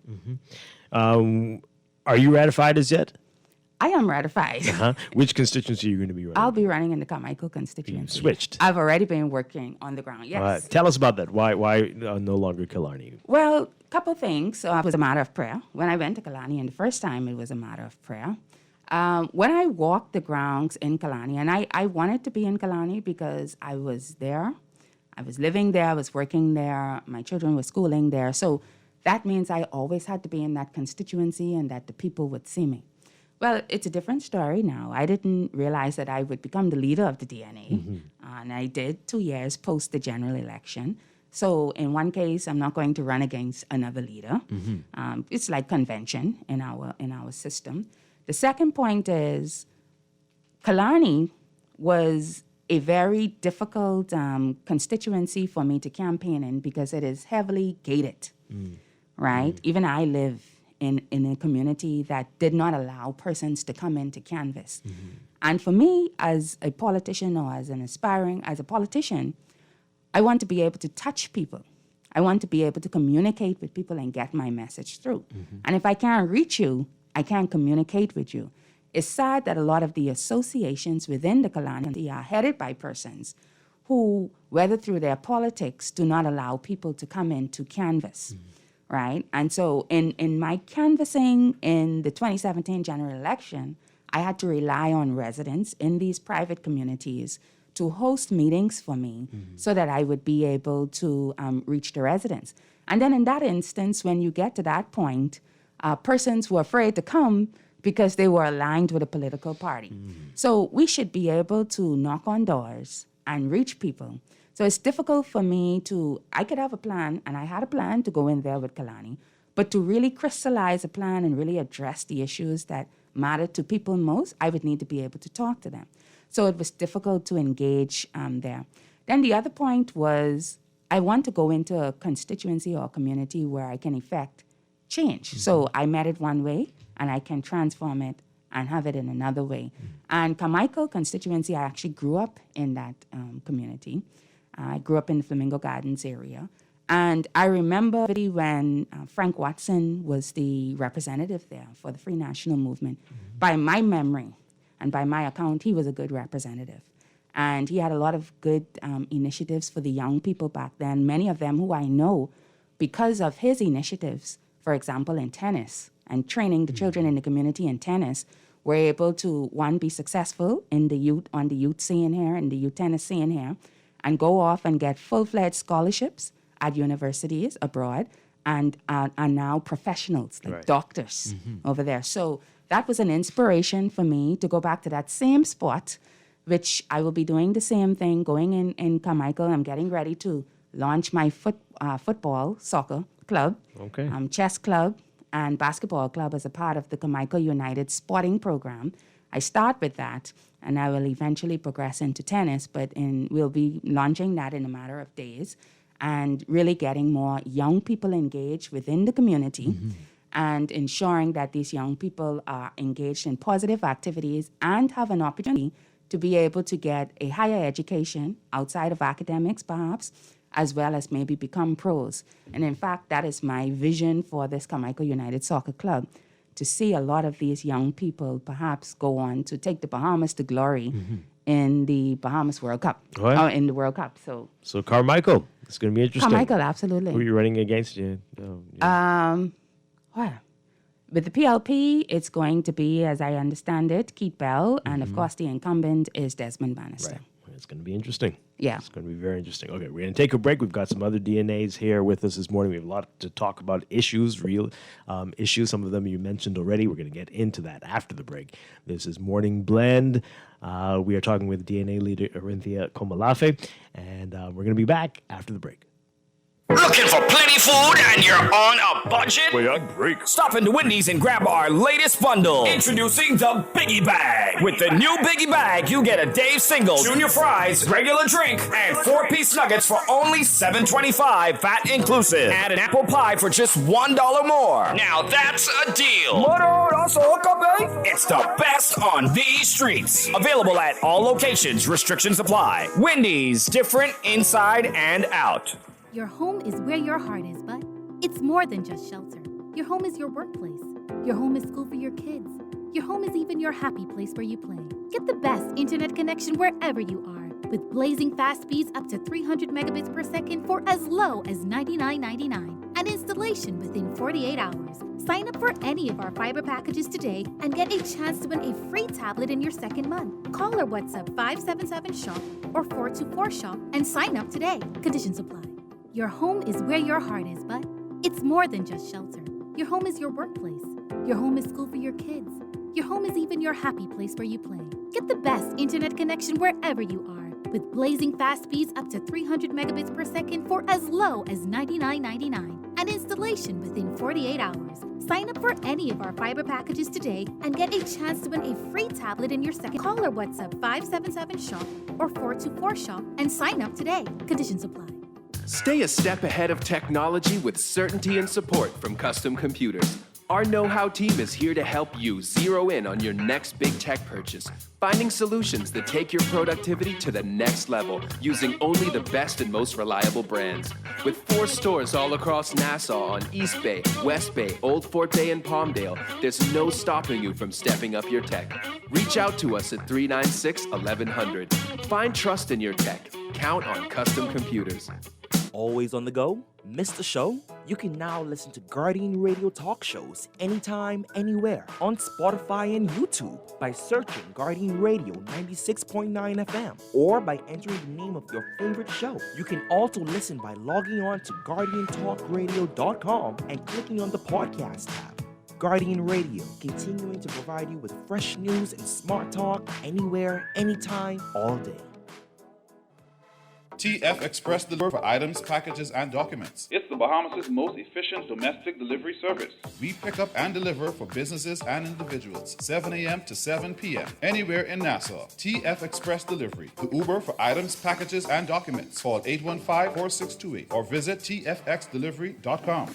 Pick me, you acting like you don't know what to do. Pick me, shawty, you know who you should choose. Pick me, I'll show you what love is like. Let me be the one who'll treat you right. Reason one, shawty, I gave you all of me. Reason two, there's no one better than me. Reason three, you and me. Why would you need more? So there is no four except. We're back here with Morning Blend on Guardian Radio 96.9. Dwight Strachan along with Chester Robart. She doesn't like when I say it, but it's Fringe Party Week here on Morning Blend. We've got DNA leader Orinthia Komalafi with us, and we have 2 candidates. For Mount Moriah, we have Dr. Carneal Farquharson. Great to have you back on the show. And from St. Barnabas, we have Teddy Russell. Welcome. Great to have you. All right, so let's quickly talk about what got you interested in the DNA, and then we've got a lot of issues we want to get into. But, Doc, you can start. Mm-hmm. So initially when the DNA was formed, it was at a transition point where I myself had been quite disillusioned by, the current politics of the day. It didn't appear to be making any significant difference. And I liked what the DNA was saying. It was the young party. Mr. McCartney, had broken away from the F&M, but I loved the fact that he had a 40-year plan. And I think that is something that is sorely lacking in our political landscape. You have to go into things looking beyond 5 years at a time because it really gets you nowhere. Mm-hmm. So that was one of the things that initially attracted me to the DNA. And I followed the party, but I wasn't an active member. But as time went along, I continued to become more actively involved through the Women's Alliance and other aspects. And it was last year that, during the summer really, that I made the decision to step forward, put in my application and see what happens. Mm-hmm. And so here I am. Okay. Very exciting. Very Ready exciting. to take everything in hand and go with it. What about you, Teddy Russell, for St. Barnabas? Yes, my name is Teddy Russell. Yes, again, pleasant good morning. There are a number of things that contributed to me making the decision to become a part of the DNA. The first thing is I love people. I'm very passionate about seeing people make progress. And for quite some time, we as a people have been stagnated severely. And so as I view the platform of the DNA, headed by Mrs. Arindia Komalafi, I thought it best to, rather instead of complaining, step forward and try to assist with bringing the country to a better place where it is today. Well, all right. So now you said it before the break, Arindia Komalafi, that we've seen it time and time again. The folks campaign and tell us all the things we want to hear when they get in there, and especially if they make it into the cabinet. That is it. They say things in the House that, no, that's not going to be best for us in this constituency.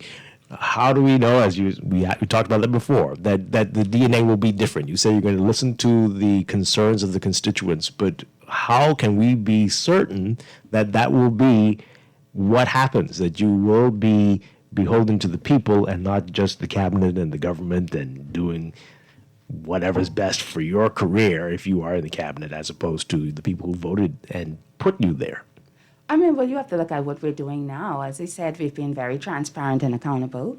When we had the convention back in February 2019, we were the first political party to have outsiders to come in to observe our convention process. And that was a demonstration of us being able to commit to transparency and accountability. Our former leader was there for the handover of the leadership, and our former deputy leader, Mr. McCartney and Mr. Mortimer. So that shows our commitment as well to be able to transfer leadership on to the next generation. In fact, it's enshrined in our Constitution that the leader of the party must only serve as the head of government for no more than 2 terms. And of course, if we are transitioning from a democratic monarchy to a republic, and we've been the party carrying the message of limited terms, that is going to become a reality during our office. And as Dr. Farquharson said when she spoke about the policies, we've been very consistent with our good governance platform. We've been very consistent with our message. You can go back and check the 2012 manifesto. You can check the 2017 vision. And you can see what we are putting forward even now for the next general elections, that we've been consistent in our messaging. Right. It's known who we are. All right, let's talk about some of those issues. You mentioned it twice now, Republic. You know, initially this was a big part of the platform, and along the way it seems to have ebbed and flowed. But where do you stand with it now? How serious are you about it? Is this going to be something you're going to be doing in the first few years? And how do you see it working? Extremely serious. We've had a virtual alliance meeting about it last year during the COVID lockdown. We explained to people what we are going to do about it. We have said that within our first year, we're going to put forward the legislation for the referendum. And we have made it very clear to the Bahamian people that if we have to transition to a new system, that they have to be able to, they're the ones that are going to have to vote for that within a referendum.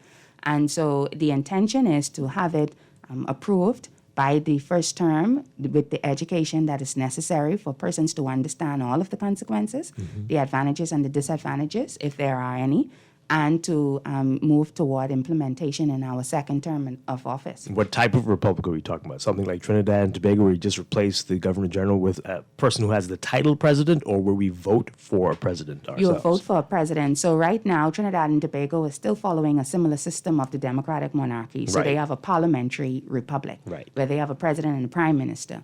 We're proposing a constitutional presidential republic, where there will only be a president who will be the head of state and the head of government. And the Bahamian people will vote for that individual. Okay, I'm tingling right now. Wow, okay. Let's talk more about that. And what are your views on a federation where the islands have more autonomy, where we have real local government? Where do you stand on that? So we have always been consistent with our position on decentralization of government power. We have talked about zoning, and this was also in our presentation, zoning the Bahamas into 3 zones, the northern, the central, and the southern Bahamas. And we need to have those islands having more autonomy. We were in Exuma just before the lockdown, and and found out that Exuma contributes in excess of $10 million to the consolidated fund, and they get a snippet of that back. And if you go to Exuma, you will see the poor infrastructure there in roads and in schools and government buildings, etc. So we believe that a lot of those islands should be able to retain a lot of their tax dollars and have their own development plans that they can submit to the central government, and because the central government will still be subsidizing to a great extent, and to be able to have control of their own infrastructural development, among other things. Yeah. So that begs the question, Grand Bahama, how do you see that working? And of course, you mentioned contributions to the economy, Abaco before Dorian, even greater than Exuma, I can imagine. But what do you see as the future for Grand Bahama? How should this work? Well, we've talked about Grand Bahama becoming the industrial hub and the creative hub of the Bahamas. And our plans for the orange economy is going to be heavily concentrated there on Grand Bahama. And that is going to include development in the east and in the western portions of Grand Bahama. But of course, we have this scenario with a company sitting in the middle of Grand Bahama. And we have spoken about the fact that the ultimate goal for us would be, while we are developing the east and the west, we're going to look at that Hawksbill Creek agreement with the view to purchasing it back, which is the only way that we can get that island back on track. Because right now the island is held hostage by this company that is sitting in the middle of an island. And our central government over the years have been lazy and lackadaisical to be able to develop the eastern and the western ends of the island. Wow. What about New Providence and local government for New Providence? What are your views on that? It's the same thing because, again, and we talk about it in our platform, that even within these various constituencies, the representatives should be empowered to be able to employ persons within those constituencies, have contracts that are available for persons in those constituencies, and that we are able to have councils that are leading various regions of New Providence. It's not practical to have a council or a mayor for every constituency, but to get to the point where you have a sufficient amount of persons and you have a council that is leading the charge here on the island of New Providence, and again, decentralizing the power that central government has. Yeah. Let's talk about crime. We've got a great teams asking, now that you say that Carmichael's the area you're going to be running in. We know that we have a major problem with gangs and drugs. We just had this horrible incident with a 10-year-old shot to death, and the police are now saying they believe it's gang-related. What is your plan for tackling the crime, the drugs, the gun issue we have in the country? And then anybody can jump in as well. We Dr. can all Farquhar. contribute, but crime is just the symptom of a deeper issue in any society. And so it has to be approached in a multifactorial way, from the health aspect, from the social aspect, from the educational aspect.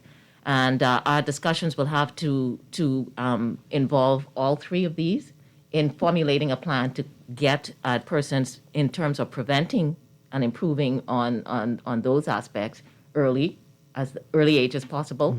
And then the same time, of course, you're dealing with what's happening currently, because you still have to deal with what's happening. You can't, just jump to the preventive aspect and allow all things to run free. But definitely one of the main steps would be to go deeper, start at the younger age, education, healthcare, as well as the social aspects. And then actively now, what's happening would be more for those in law enforcement to deal with. And so I can hand that over. Teddy Russell. Yes. Good morning again, Bahamas. One of the reasons, a few of the reasons why persons commit crime is for money. Okay? So let's look at a few of the things a few of the crimes that they commit. Armed robbery. Of course, that's for use. That's when a person robs with a weapon. Robbery, they robs without a weapon. Stealing, all of these is for money. They do housebreaking, steal the items to sell them, resell them for money. Okay? Embezzlement, all right? Fraud, bribery, and the list goes on and on. They sell drugs, illegal contrabands, and the list goes on and on and on. So I'm thinking now to try to manage this, because the reality is we cannot combat crime 100%. That's impossible, okay? But what we could do is manage it, make it more manageable, have it be more manageable. We can have a greater grip on it. So I thought it best to, stimulate the minds of these criminals, and sorry to say this, but criminals to be, into becoming more business-minded, steering them towards entrepreneurship. Okay? There's a saying, you give a man a fish, he coming back to you, and he's still going to be in great need. But if you give him the fishing rod, the line, and you teach him how to fish, it's a greater possibility he's going to be a better abiding citizen. He's going to be able to provide for himself in a much more wider scope and for a longer period of time. Yeah. Okay, so we have to look at the root of the problems and try to see long term how best we're gonna organize programs that contribute to the betterment of society. If a young man comes to me and he say, "Man, listen, Mr. Russell, I really need a job. I really need a job. I trying to do better, man." I say, "Okay, you need a job?" I say, "Okay, well, I'll say to him, this is me now. I'll say to him, I got something better than a job for you. I'm not going to give you a job. I'm going to give you an opportunity for you to create the job." You understand? In other words, I want him to be. See, him asking me for a job, he actually he's being dependent. Right. So I want him to be self-sufficient. Yeah. You see? So I say, "Listen, man, here's what I'm gonna do, for example. I'm gonna give you 10 cases of water. All right? Now, I explain to him the whole 9 yards before you go there. I give you 10 cases of water. I want you to go there and sell this water. When you come back, you bring the money in my hand. I will not give you this money until at a certain period. I give you like about maybe 5 months. Okay? So I give you 10 cases of water. You come back. All right? You make $100. Boom. I saved $100 for you. You go out again. You bring another $10, $50, $70. I save all of that. And at the end of the day, I say to you, all right, boy, I see there's been 3 months now, 4 months. You are consistent. I think you have the mindset of becoming a business entrepreneur. Right. I want you to submit to me a business plan. Bring me a business plan. So he comes back with a business plan, and he says, "Man, listen, I want to sell Pampers." I said, "Well, Pampers?" I said, "Okay, well, babies are being born every day, so Pampers is going to sell." Or you may say, "I want to sell water." Well, we know we need water to survive. Okay? And so I tell him to get a quote from a few places. He comes back with a quote. And I say, "All right, good. I'll send that money to the place for the items." So just the opportunities. He tap into these minds. Yes. So he goes to there. He goes to there and he begins selling the stuff. Right? Check this out. I will monitor that within a certain time frame. And once I'm satisfied that this young man is making substantial progress, I'm going to put more funds into his business until I feel that he is really, really, really capable of surviving on his own. That's one individual right there. Watch this. That's one individual right there who don't have to go to national insurance applying for unemployment benefit. Yeah. Right? And this goes back to what you're talking about with the orange economy as well. There's so much potential and talent in our people that we're not tapping into. Absolutely, absolutely. And I think what Mr. Russell failed to mention when he started was that he had 21 years in law enforcement, so he knows exactly why people do the things that they do. Right. But we've always, to piggyback on everything that they've said, we've always talked about a holistic approach to dealing with crime. And as Doc said, getting to the root of the issue. And we have addressed that with our education system and being able to ensure that we have character development there. We've talked about a national youth service program. And we've always, as the DNA, talked about sweating the small stuff, even jumping the traffic lights, not putting on your seatbelt, just creating a culture of discipline. But you touched on something when you talked about the orange economy.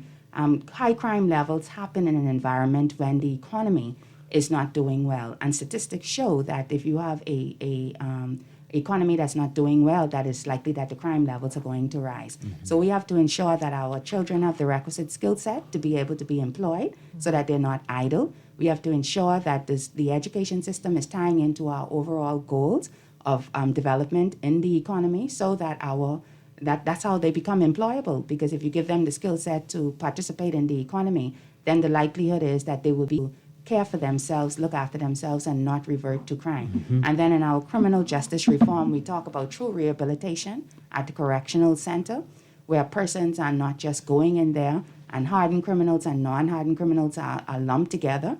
And we're creating a habitat for criminals to be able to thrive and to prosper, but to also be able to ensure that those persons are able to come out with skill sets, with jobs and opportunities to be able to get their lives back on track when they come out the system. We're running out of time. Just a couple of quick questions. Somebody's asking if you're going to release an economic plan. When can people expect that? Yeah, so we've released our plan from last year, but we're going to put something more comprehensive together out there that is in a digestible form where the average person can understand it. We'll put it out there in layman's terms, so yes. Another texter asking about what are your plans for the civil service. We know that's been a challenge for decades. What can you do with reform of the civil service? Yeah, well, we've been very vocal about our talks on digitization of the public service to ensure that we have more efficiency and that the ease of and the cost of doing business for Bahamians and residents and investors is better. And we've also talked about creating career paths within diverse sections of the civil service, because that's an issue. People feel stunted in their growth. They cannot progress beyond a particular point.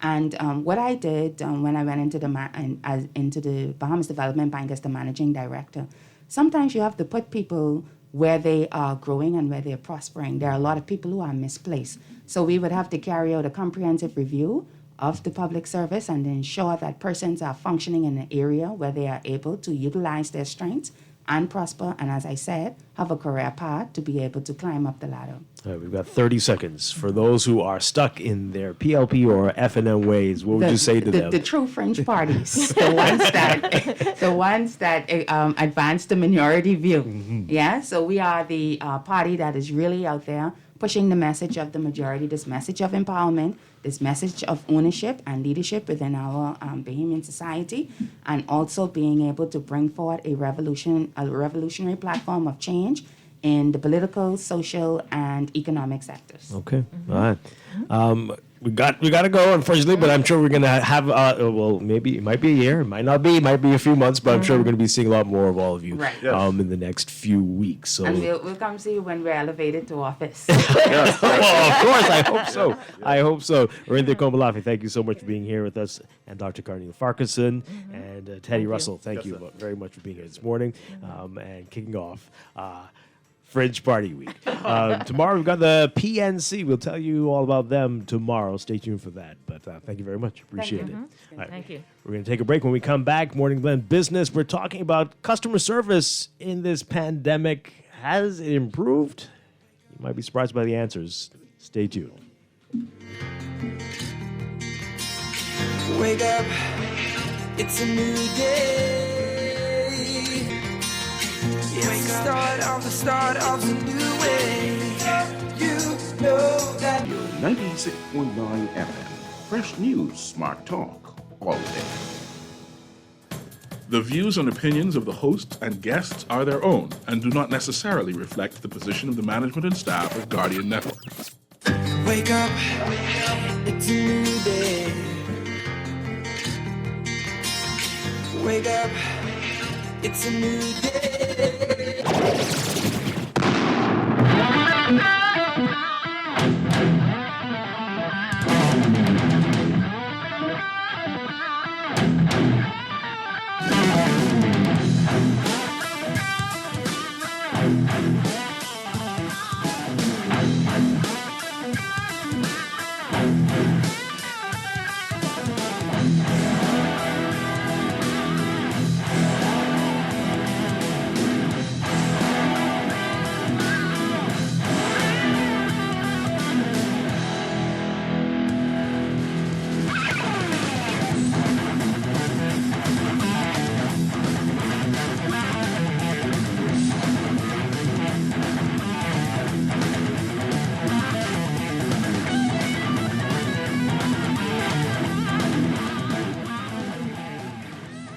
Welcome to Morning Blend Business on this Wednesday, March 17th, 2021. Welcome back to our Morning Blend listeners. I'm Dwight Strachan. Chester Robards still with us this morning. Yes, Chester? Yes, sir. Okay. And this morning we are talking about customer service. Has it improved during this pandemic year? In other jurisdictions in the United States, reports say, studies show that customer service has improved and companies are doing more for their clients. Can we say the same thing in the Bahamas? We're going to talk to two experts about that and what can be done to improve what has been a long challenge for us in this country. That's coming up. But first, it's time for your morning business report brought to you by CFAL.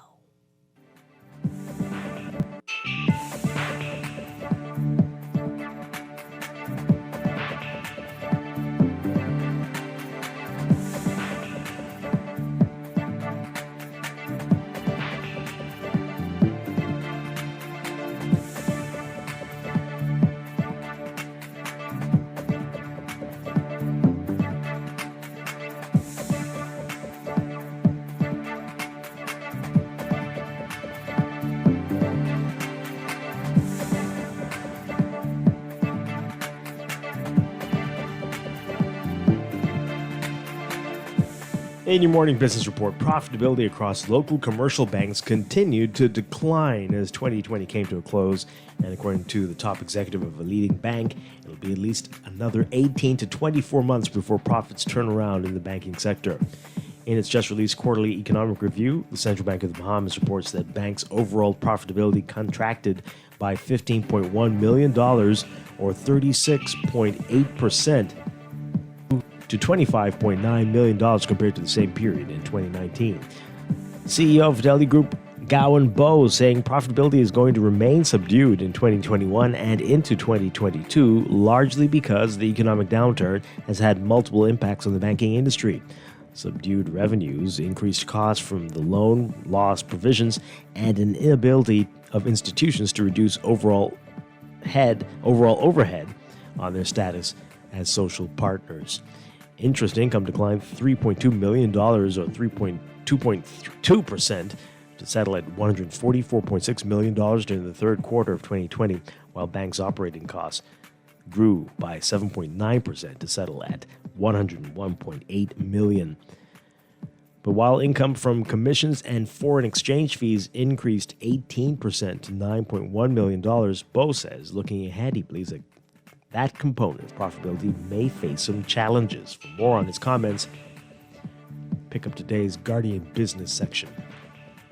The Bahamas is on a list of 10 slowest growing destinations for Americans, according to the travel website's most recent review of travel trends for the period between March 1st and May 31st of this year, and based on volumes of searches for this destination on a year-on-year comparison. TripAdvisor's data shows that more Americans are interested in traveling again compared to the same time last year when the COVID-19 pandemic put a veritable stop to travel. The data reveals that 1/3 of Americans are interested in visiting sunny locales within the continental United States, Mexico, and areas of the Caribbean. The travel company's list shows that Isla Verde from Puerto Rico, St. Thomas, Playa Maroma in Mexico, Tulum in Mexico, Key West, Florida, Key Largo, Florida, Miami Beach, Florida, and the U.S. Virgin Islands and Fort Myers in Florida are the 10 fastest growing destinations for Americans. The 10 slowest include New York City, San Francisco, Washington, D.C., New Orleans, Los Angeles, Nashville, San Diego, Las Vegas, Chicago, and Nassau. TripAdvisor states that while 2020 was the year of the staycation, with the vaccine rollout comes increasing confidence in bigger trips. You've got to read more on this story in today's Guardian Business section. And the Bahamas could be on a path to self-sufficiency in egg production, given that at least 3 new prospective poultry producers have proposals before the Ministry of Agriculture. That's according to Minister Michael Pintard. Pintard explained that once those producers get started, the country could have enough locally produced eggs to satisfy the local market within 3 years, and then possibly enough chickens produced for the local market shortly thereafter. According to Pintard, one of those prospective producers is Bahamas Striping Group of Companies, which was approved to begin poultry production 3 years ago. It was BSGC's intention to produce 30,000 fresh chickens per week, but that plan was derailed over WTO concerns and Hurricane Dorian. Pintard says the company is now back in the mix. Again, more on this story in today's Guardian Business section as well. With summer looming and tourism-reliant countries anxiously waiting for the return of a steady influx of visitors, amid the coronavirus pandemic, the European Union's executive body presented a proposal today that would allow the bloc's 450 million people, vaccinated or not, to travel freely across the 27-nation bloc by the summer. The plan, which will be discussed next week during a summit of EU leaders, foresees the creation of vaccine certificates aimed at facilitating travel from one member state to another. The topic has been discussed for weeks and proved to be divisive. The travel industry in southern European countries dependent on tourism, like Greece and Spain, have been pushing for the quick introduction of the measure, which could help avoid quarantines and testing requirements. But several member states, including France, arguing that it would be premature and discriminatory to introduce such passes since a large majority of EU citizens haven't had access to vaccines so far. According to data compiled by the European Center for Disease Prevention and Control, less than 5% of European citizens have been fully vaccinated amid delays in deliveries and production of vaccines. The European Commission remains confident that it can achieve its goal of 70% of the EU population being vaccinated by the end of the summer. And Amazon is making its first foray into providing healthcare services, announcing today that it will be offering its Amazon Care telemedicine program to employers nationwide in the U.S. Currently available to the company's employees in Washington state, Amazon Care is an app that connects users virtually with doctors, nurse practitioners, and nurses who can provide services and treatment over the phone 24 hours a day. In the Seattle area, it's supplemented with an in-person service such as pharmacy delivery and house call services from nurses who can take blood work and provide similar services. Today, the tech giant announced it will immediately expand the service to interested employers in Washington who want to purchase the service for their employees. By the end of the summer, Amazon Care will expand nationally to all Amazon workers and to private employers across the country who want. Closer to home in your Market Watch, recapping trading on the BISX from Tuesday. Your market movers: AML Foods Limited moving 161,233 shares, up 12 cents to 476. Commonwealth Bank moving 10,000, down 4 cents to 280. Colina Holdings moving 2,200, up 50 cents to 550. Doctors Hospital moving 19,000, unchanged at 684. Consolidated Water down 3 cents to 288. Emira Incorporated up 12 cents to 1089. The BISX All Share Index closing at 1,937.99, up 0.79. That's your Market Watch. And that is your morning business report, brought to you by CFAL, growing wealth for future generations.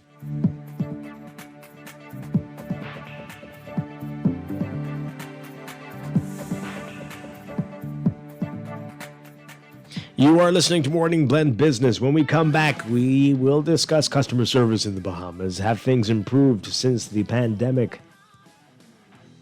We'll find out. Stay with us. This is Morning Blend Business, Radio 96.9.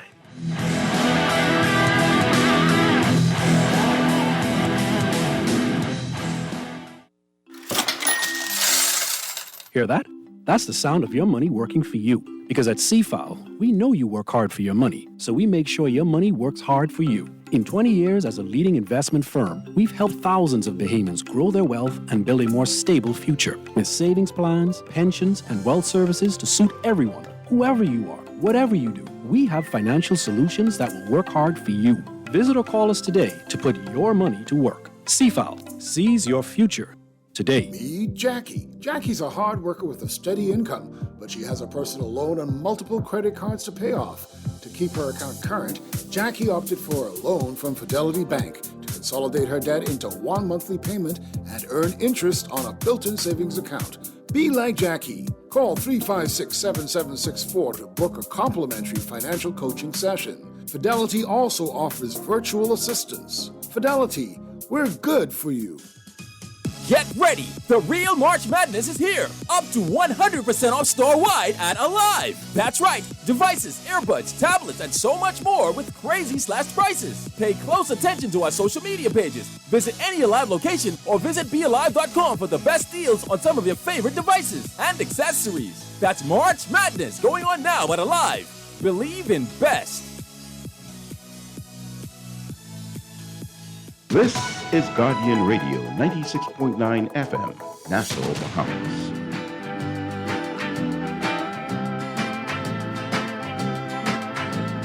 If you got a problem, don't care what it is. If you need a hand, I can assure you this. I can help.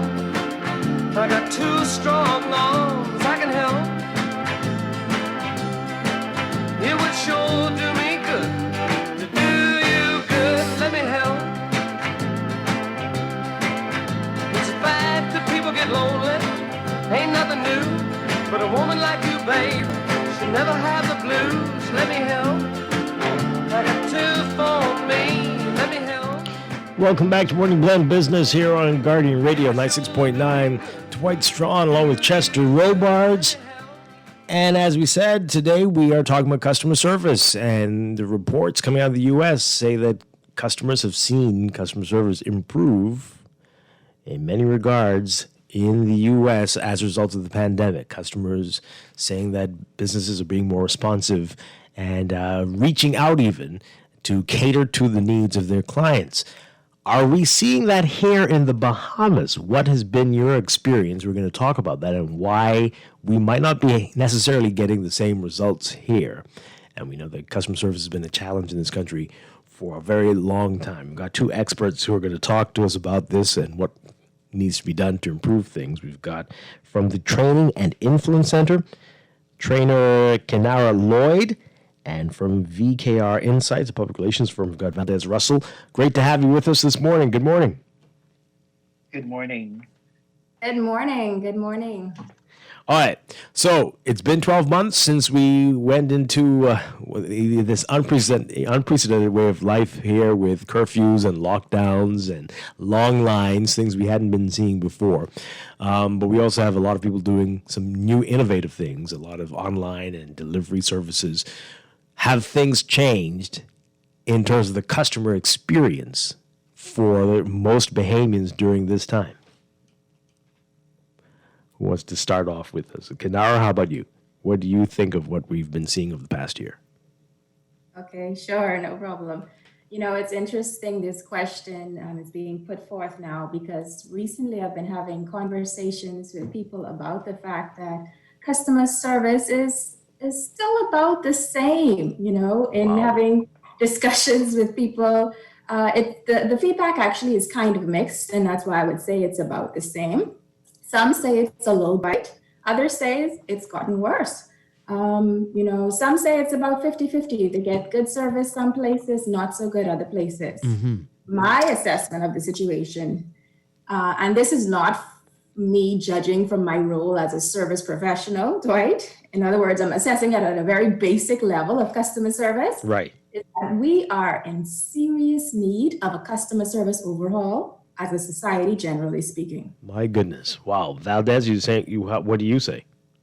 Yeah, so here's the bright spot. Entrepreneurs and creatives who have realized the importance of the hustle, who've realized the importance of using technology to connect Bahamians and do the heavy lifting of delivering, standing online, they are winning the game because they're being paid for a service and they're doing it with a smile. And at the end of the day, the user is satisfied. I didn't have to deal with X, Y, and Z. And so I'm satisfied because bills are paid, things have gotten done, pieces have been delivered. Where we're continuing to see the most online conversation about customer service challenges is with government agencies and organizations that implement policies and procedures that are not actually helpful for Bahamian success. And so we're continuing to call offices with no response. We're continuing to email offices to get assistance with no response.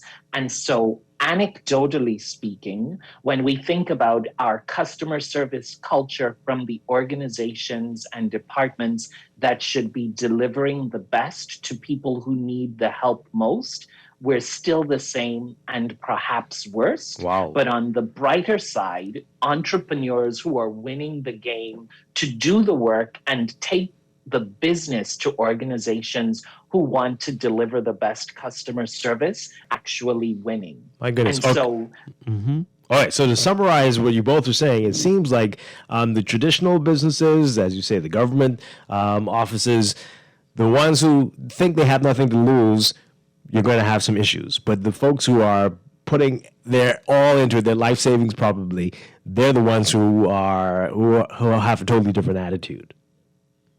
that is my assessment and observation, because the champions, the real MVPs, are the individuals that are being motivated, accelerated, and praised on social media.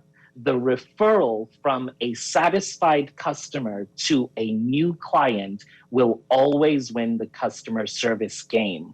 It is rare that we get the kind of quality customer service at government institutions and organizations because people are coming to work with their own COVID fatigue. They're coming to work with a lack of procedures in place that are for us to move forward. So we can have a digital transformation, but if we have the same skill level of not being able to scan a document, log into a Zoom meeting, respond to an email in a complete and thoughtful sentence, our commitment to customer service continues to decline. My goodness.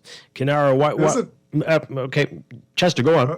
I was going to say, is it possible that people are seeing a change in customer service here over the past year? It might be because there's less interaction with people.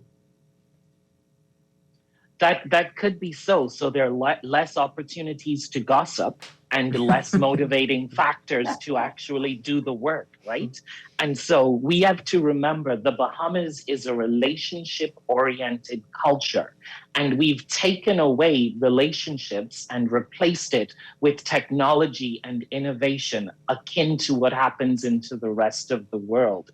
And so now we've done all of those things to say, serve the customer differently, but have we provided the tools? Have we provided the resources? And have we provided the training necessary for people to excel and elevate their customer service commitment? Wow. Now, Kinara, people have been saying this about the service here for a very long time, for decades. What is it? Is it something to do with our culture? Is it just a don't care, laid back island mentality? What is the problem here? Yeah, that's a great question, and one that I've pondered on many occasions, having been dissatisfied with the level of service received in this country. I think a big part of it is actually that our people, a little bit of what you said just now, but also that our people are not efficiently trained when they go to the workplace. I think it's incumbent upon the business owners, whether it's a small business, medium-sized business, and certainly the leadership teams of organizations, to equip their team members with the relevant information and education so that they, first of all, know what is expected and required to provide a minimum of a satisfactory level of service. We assume as owners of businesses sometimes, or even leaders, managers in the workplace, that people are coming with the basics of courtesies that should be provided just on a one-to-one human interaction basis.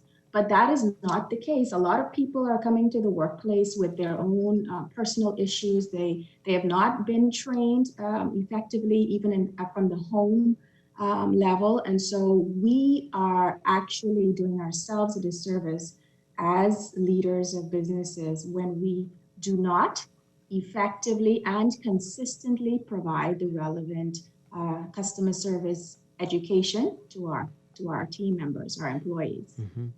Yeah, Valdez, you brought up some interesting points. Fatigue that we're all seeing. It might be surprising that things aren't worse with what people have been through over the past year. I know. I think that's why some people are feeling that. In fact, it has declined. You know,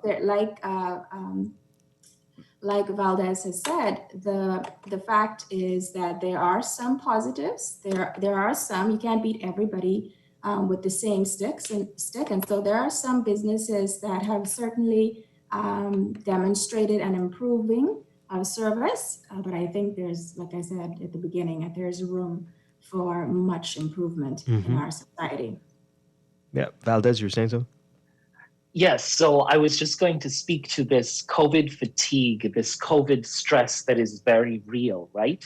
And so let us just capture the single mother at home who got her government offered smart tablet for her child, but she herself has never had a tablet. She has to deal with the daunting stress of teach child how to use the tablet while dealing with her 15 or 16-year-old teenager who is just exhausted that they don't have the social rhythms and the interactions that they used to. And so when we look at just that simple, basic example, and we don't even add into the fact that meals might have changed, resting times might have changed, people are going into work with more anxiety and with more stress. And as people go into work with those emotions, customers also bring that baggage with them as well. And so a good morning potentially becomes a confrontation because I've waited outside of this agency from early on in the good government blessed hot sun. You didn't offer me a bottle of water. You didn't do anything to show that I'm valued. Oh my and goodness. So all of my baggage is going to come to that poor secretary. And I don't know if you've met behaviors who are frustrated. It's a challenge to have a good conversation. And so while no matter how much you smile in their face, it won't make a difference. Exactly, right? So, sweetie, you know I was outside waiting all this time, and I know y'all recognize that you still don't have a tent, you still don't have a water station, but every time I come here, I'm returning for something that you still have not done. I can only send this email 12 more times, and how is it that you can't open it or figure it out, right? And so all of those emotions are present. And so here is the takeaway. Here's the opportunity. We recognize and acknowledge the fatigue. We recognize and acknowledge the stress, but we also have to step up and elevate our customer service experience by delivering and considering three things. The first one is we have to care. And before we care for the customer, we need to care for the employee, the service provider. How are you? How can we help to make this better? And so empathy needs to be real. Then, once we've taken care of our internal customer, it's important to look at our external stakeholders. What are we doing to make it better? How are we elevating their experience to show that we care, to show that we understand? Is it a callback? Is it an automated message? Is it an actual response on social media? So the first thing is care. The second thing that we need to be doing a little bit more to elevate the customer service experience is we need to refresh our commitment to being creative thinkers. We live in a society that stifles ideas because the person who brought the idea is not in charge.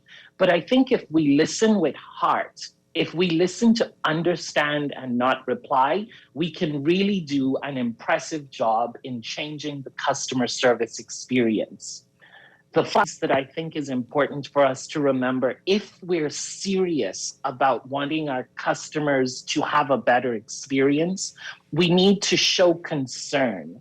And that concern is in the way that we communicate, the words that we use, the things that we do to help customers to appreciate we are in this together. We're just not wanting you to shop with us.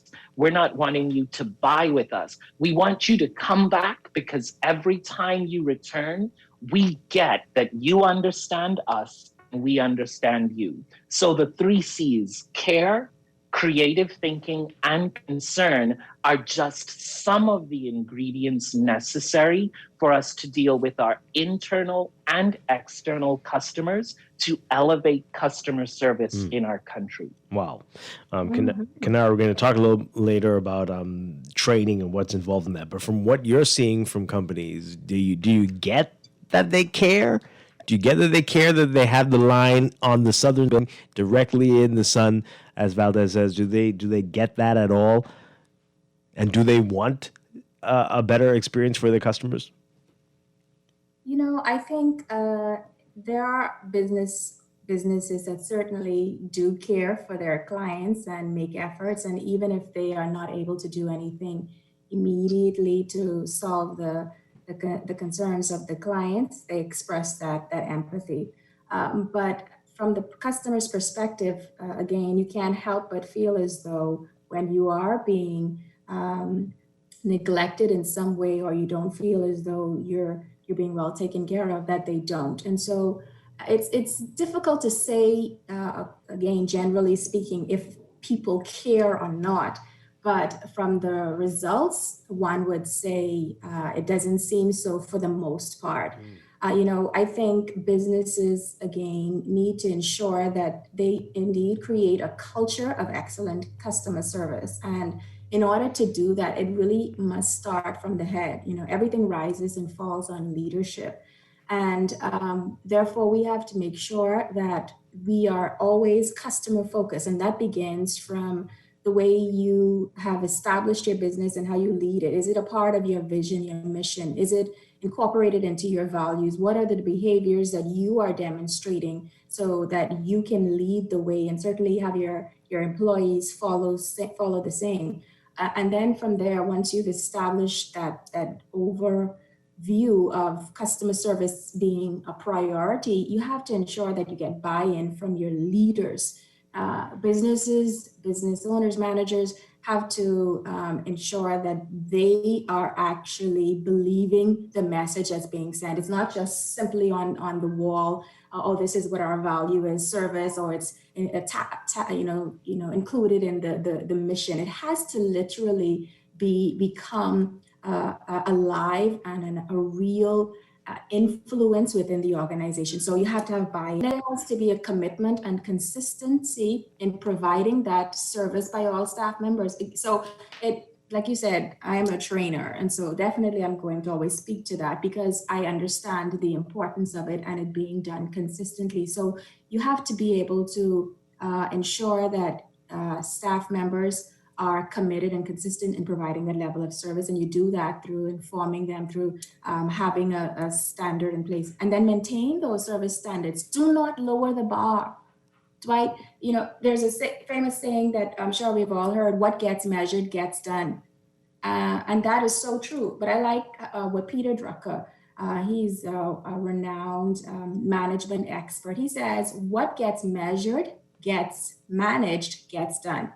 And so there has to be accountability in the workplace, and it has to be done in a manner that is actually effective. You don't want to just be harping on people and not treating them the right way and then expect them to deliver excellent customer service to your clients. You have to ensure that you're demonstrating the right behaviors, even in interacting with them. Because of course, as you treat your employees, it's usually reflected in the way they will treat your clients. Wow. All right. So yeah, there are many other aspects to ensure or techniques that you can incorporate to ensure that you maintain and create rather than maintain a level of a culture of excellent customer service. And that includes making sure that you incorporate surveys, finding out what your clients think. So if they are standing outside in the hot sun, you can tell that they probably need some shade, but there are some other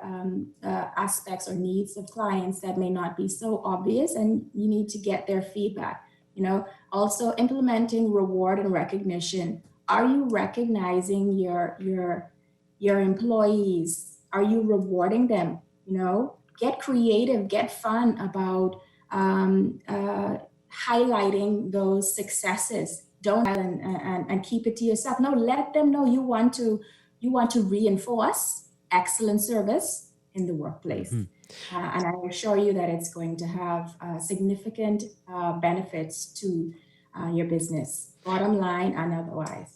We need to take a break in a few, but I recall when the National Training Agency was being formed. I remember officials from there were telling us that one of the big problems that employers say they were having is that not only did they have to train new employees, especially younger employees, about the job, what they're going to be doing, the way of the company, but also on the soft skills, the just basic human interaction skills that seem to be lacking. What's happening with us? What's going on? Why don't we know how to talk to people and interact with people in a way that's not offensive? We take it too personal. We think we're at home. We're not on, and we forget that we're in the workplace, seemingly. Wow. I know that you said we have to take a break, Dwight, but bullying is real in the Bahamas.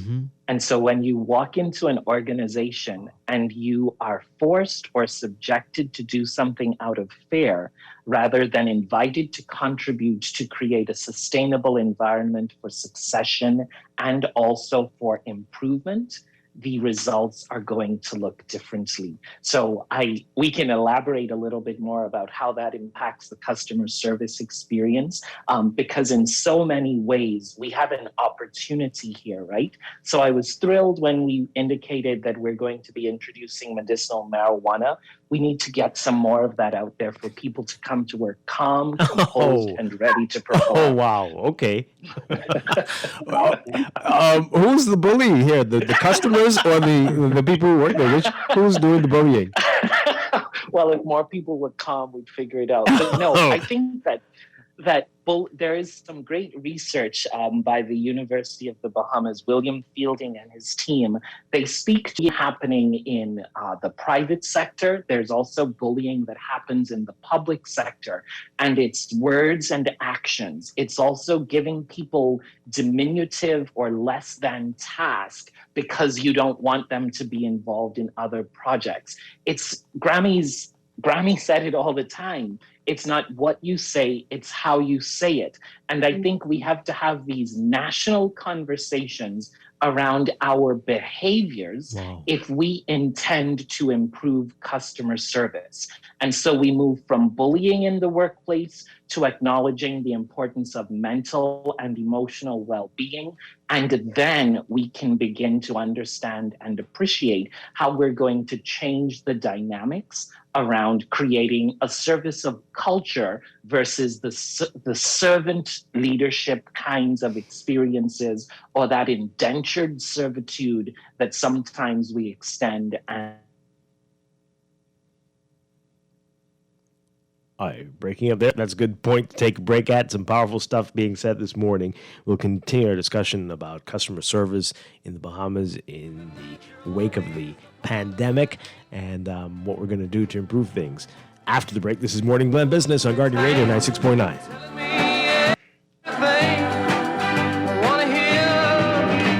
Don't forget me, babe. All you gotta do is call. You know how I feel about you. I can do anything at all. Let me help.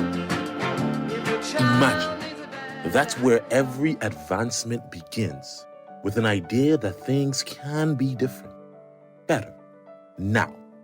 Imagine a world where your entertainment experience was all about you, your style, your show, at your budget. At Rev, that's what we've imagined. To join the conversation and learn more about the future of Rev TV, visit us at rev.bs/imagine. RBC and Visa bring you a benefit as unique as you to enjoy Disney Plus. 2 months of the all-new Disney Plus streaming subscription on us if you have an RBC Visa Platinum card. Learn more by visiting www.rbc.com/Caribbean/Disney. Reimagine new ways to bank better. Always on the go? Missed the show? You can now listen to Guardian Radio talk shows anytime, anywhere on Spotify and YouTube by searching Guardian Radio 96.9 FM or by entering the name of your favorite show. You can also listen by logging on to GuardianTalkRadio.com and clicking on the podcast tab. Guardian Radio, continuing to provide you with fresh news and smart talk anywhere, anytime, all day.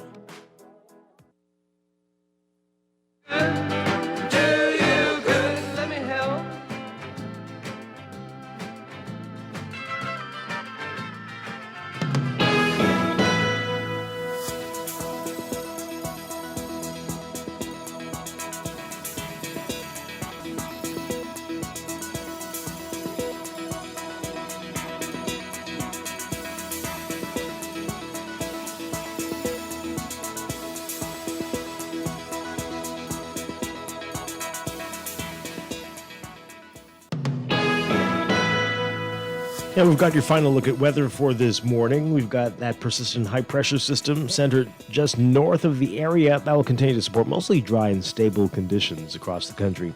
Beachgoers asked to remain cautious due to the risk of rip currents, mainly at north and east coast beaches. For all areas today, we're looking at partly to mostly sunny, warm, and breezy conditions with a slight chance of a quick passing shower, turning fair and mild tonight. A small craft advisory is in effect for the central and southeast Bahamas. Another warm day in store today. We're expecting highs to get up to around 84 Fahrenheit, 29 Celsius. Overnight lows tonight getting down to about 68 Fahrenheit, 20 Celsius. The warm conditions will continue for at least another couple of days, but that once dominant pressure system will begin to retreat eastwards ahead of a cold front that will cool things down a little bit by the weekend. So it's expected to move into the northwest Bahamas late Friday or early Saturday morning. Tomorrow, Thursday, look for mostly sunny, warm, and breezy conditions ahead of that front. Friday could see some changes, partly cloudy, warm, and very breezy with a few scattered showers and possible isolated thunderstorms, mainly across the extreme northwest Bahamas, partly to mostly sunny, warm, and breezy elsewhere. That's your morning blend weather check.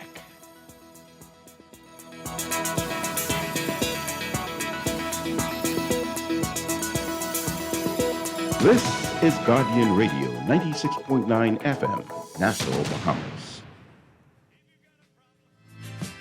It's a fact that people get lonely. Yeah, it ain't nothing new. But a woman like you, baby, should never have the blues. Let me have a laugh on me. I can help. It would sure do you good. Let me help. We are back here with Morning Blend on Guardian Radio 96.9, Morning Blend Business. We are talking about customer service in the country. Always has been a big challenge for us here, but could it have possibly gotten worse as a result of the pandemic? Our guests say it depends. Kenara Lloyd with the Training and Influence Center and Valdez Russell with VKR Insights discussing that this morning. I'm Dwight Strachan and Chester Robards is here with me. All right, so we're getting some great messages here. A couple people bringing up gratuity. That gratuity hasn't helped the situation. The mandatory gratuity that we see in restaurants, hotels, that has just thrown good service out the window. What do you say to that? I say it definitely does not provide an incentive for persons to give their best in service to the clients.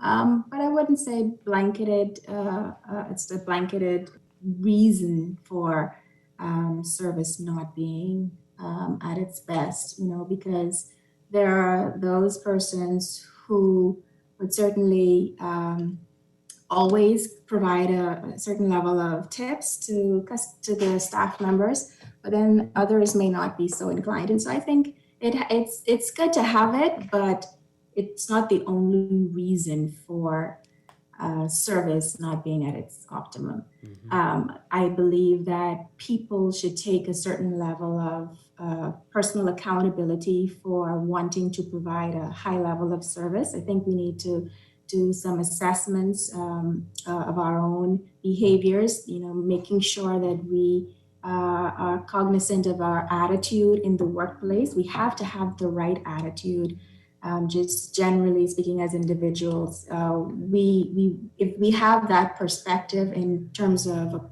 doing our work, our job, then it provides a foundation level for customer service being provided. We have to be able to have a certain perspective in order to even implement any training that has been provided, any techniques, etc.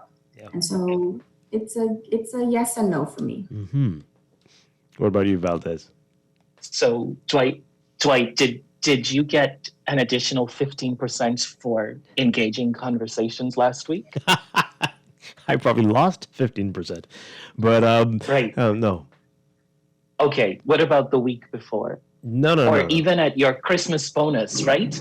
And so if I am paying you to do your job, you should do that job well. I struggle with the 15% gratuity because at the end of the day, whether you serve me well or not, I still have to tip you. Now, I recognize that gratuity is shared between the busboy, it's shared between the kitchen staff, it's shared between the hostess and things to that effect. Our team knows, when your team knows that if we do this project well, we're going to get a bonus or an incentive, we work harder, we make things happen and we get it done. But to just show up to work and yes, let's get the folks who are saying, but it's a minimum wage job, et cetera, et cetera. The same could be said for the secretary who's getting the basic minimum salary, right? So the point is, imagine a Bahamas where we did not have a 15% gratuity, or even in some cases that 18%. Would you be inspired to work a little bit harder, to work a little bit better, just to ensure that you get something? So my thinking is, and I can be crucified favorably for this, we need to do away with it, because at the end of the day, you're essentially saying, regardless of what you do and how you perform, you are still going to get a tip. And I no longer think that is fair, because the associated with it is not consistent with the standard of excellence that the tip was originally inspired to create. I'll get crucified along with you, Valdez, because I absolutely agree. Perfect. Wow. Perfect. Yeah. So we are now better. I think that if we want to be better, we need to rethink some of these things from years gone by, because they're just not working for us. And in addition to the gratuity, right, we still have to tip the guy to leave the car at the front of the hotel. We have to tip to get into the service. So we need to do things differently. Like when I can't remember who sings the song, but the song says she works hard for her money, right? And so if we want to believe that, let people work hard for their money. Wow. Let me ask you guys just quickly. Is it that some small businesses it's too expensive to maybe have a company come in and train, or maybe they don't even think about it? I know with marketing, a lot of small businesses are like, I don't even have a budget for that, so let me just open and hope for the best. Is that something that you see? Right. So I'm gonna go first, and then I'm going to have Ms. Neely, who is the expert, to chime in. So just this morning, I saw a note from Keishel Davis online. It said something to the effect of, and she was making a very valid point. She says, "Let me run this idea by you right quick." And the piece around that is, people want to run ideas by you to improve customer service, but they don't want to run you that check where the money resides. No one, right? No one in the history of the Bahamas has ever delivered a basket of flowers to RBC and said, put this one towards my mortgage, and then put the next rose to my car loan. No one has ever done that. And no one has ever successfully taken a certificate of appreciation to the grocery store and say, take a slow 20 off my bill, because this is the certificate of appreciation they gave me for trying to train their staff. The core of it is, If we want to invest and be better, we have to invest in our staff. And as we also recognize the talent of trainers and skill in the country, don't start the conversation about training by saying, I only have $200 for this, but I want you to come in and do a slow half-day workshop for a team of 25 people. We have to be real about our commitment to training, and we also have to be real about our commitment to marketing, because without both of them, we are setting up these short-term initiatives, and our operations are no longer going to be sustainable. Wow. Kenara Lloyd, what do you say to that? I can wholeheartedly. There has to be a commitment to investing in your staff in order to reap the rewards that you desire. And there are so many benefits to investing in your training, and that of course includes higher employee motivation and engagement when you invest in your employees so that they are equipped with the skills necessary. And they become more satisfied. They realize that they are able to actually succeed, and they appreciate the benefits that come along with that, including, the satisfaction from their customers, their rewards and recognition, hopefully, that they'll be getting from their managers in the workplace. And that only then spreads, and it causes there to be overall greater morale in the workplace. Then you have naturally the fact that they are more confident because they now can deliver superior level of customer service. They know what they should be doing. They know how to do it. That leads, of course, to increased customer satisfaction. The clientele is now raving. They know that they can rely on this brand to deliver on what they say they are providing, be it product or service. And that obviously leads into free marketing, because when people are satisfied with you, we spread the word. And of course, in our culture, we are big on that. The thing is, it goes both ways. So if you're in business, it's only helpful to allow the good news to be marketed freely for you. And then, of course, the obvious one, which that leads to, is rise in profits. So the bottom line is increased because your clients are spending more with you, and they are telling others about it, and they in turn do likewise. How often should you be training your staff? What are we seeing here? Are people only concerned about training the ones that have had complaints against them, that are the bad ones, or do they get it that everybody needs the training?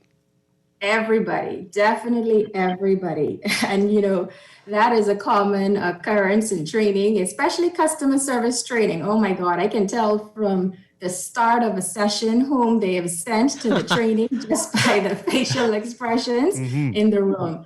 And so I find in those situations that I have to begin with buy-in, having the people that are present, even if they send the bad apples, to appreciate the benefit in it for them.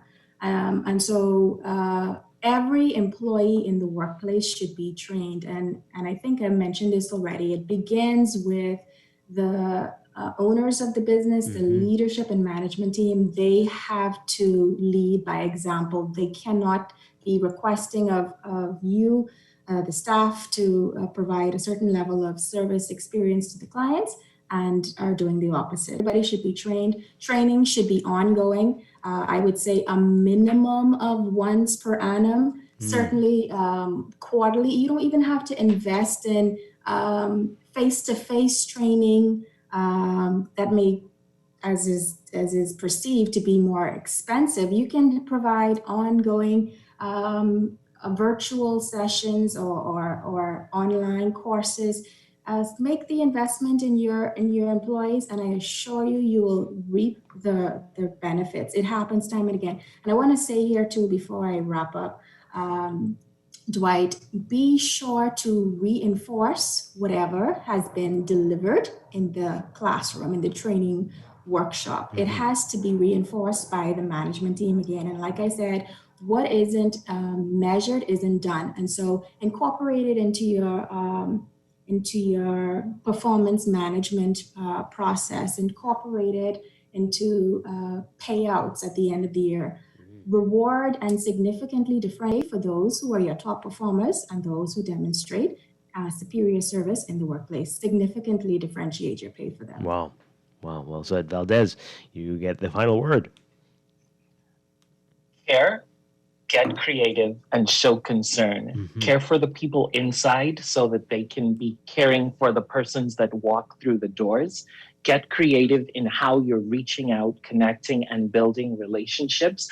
And be concerned when a customer says, I'm not coming back, because it is a highlighted reminder that you did something wrong, or there's an opportunity for you to bring them back and get it right. Care, and that's it. Yep. And so too often people just were like, yeah, don't come back then, and slam the door in your face behind you. But that is crazy. Valdez, quickly, how can people reach you? VKR Insights? Yes, you can find VKR Insights on Facebook. You'll connect me directly and right away. Keep your fruit baskets and where the money resides. And Kenara Lloyd with the Training and Influence Center? Sure, I too am on Facebook, the Training and Influence Center, CENTRE, or you can also find me on my website, www.thetraininginfluencecenter.com. And my second website is, I'm a part of the John Maxwell team, johncmaxwellgroup.com/Kenara Lloyd. Okay. All right. Kenara Lloyd and Valdez Russell, great conversations. We got to do this again sometime. Thank you so much for being with us this morning. Really appreciate it. Thank you. It was a pleasure, Dwight. Bye. All right. Thank you. Have a great day. Yes. Thank you again. Chester Robards, always a pleasure, sir. Thank you very much. Always a pleasure. I'll talk with you again soon. And that is it for Morning Blend Business today. We're back tomorrow at 9 after Morning Blend right here on Guardian Radio 96.9. Dwight Strachan, have a great day, everybody. Aaron Green is up next with On the Clock. Stay with us.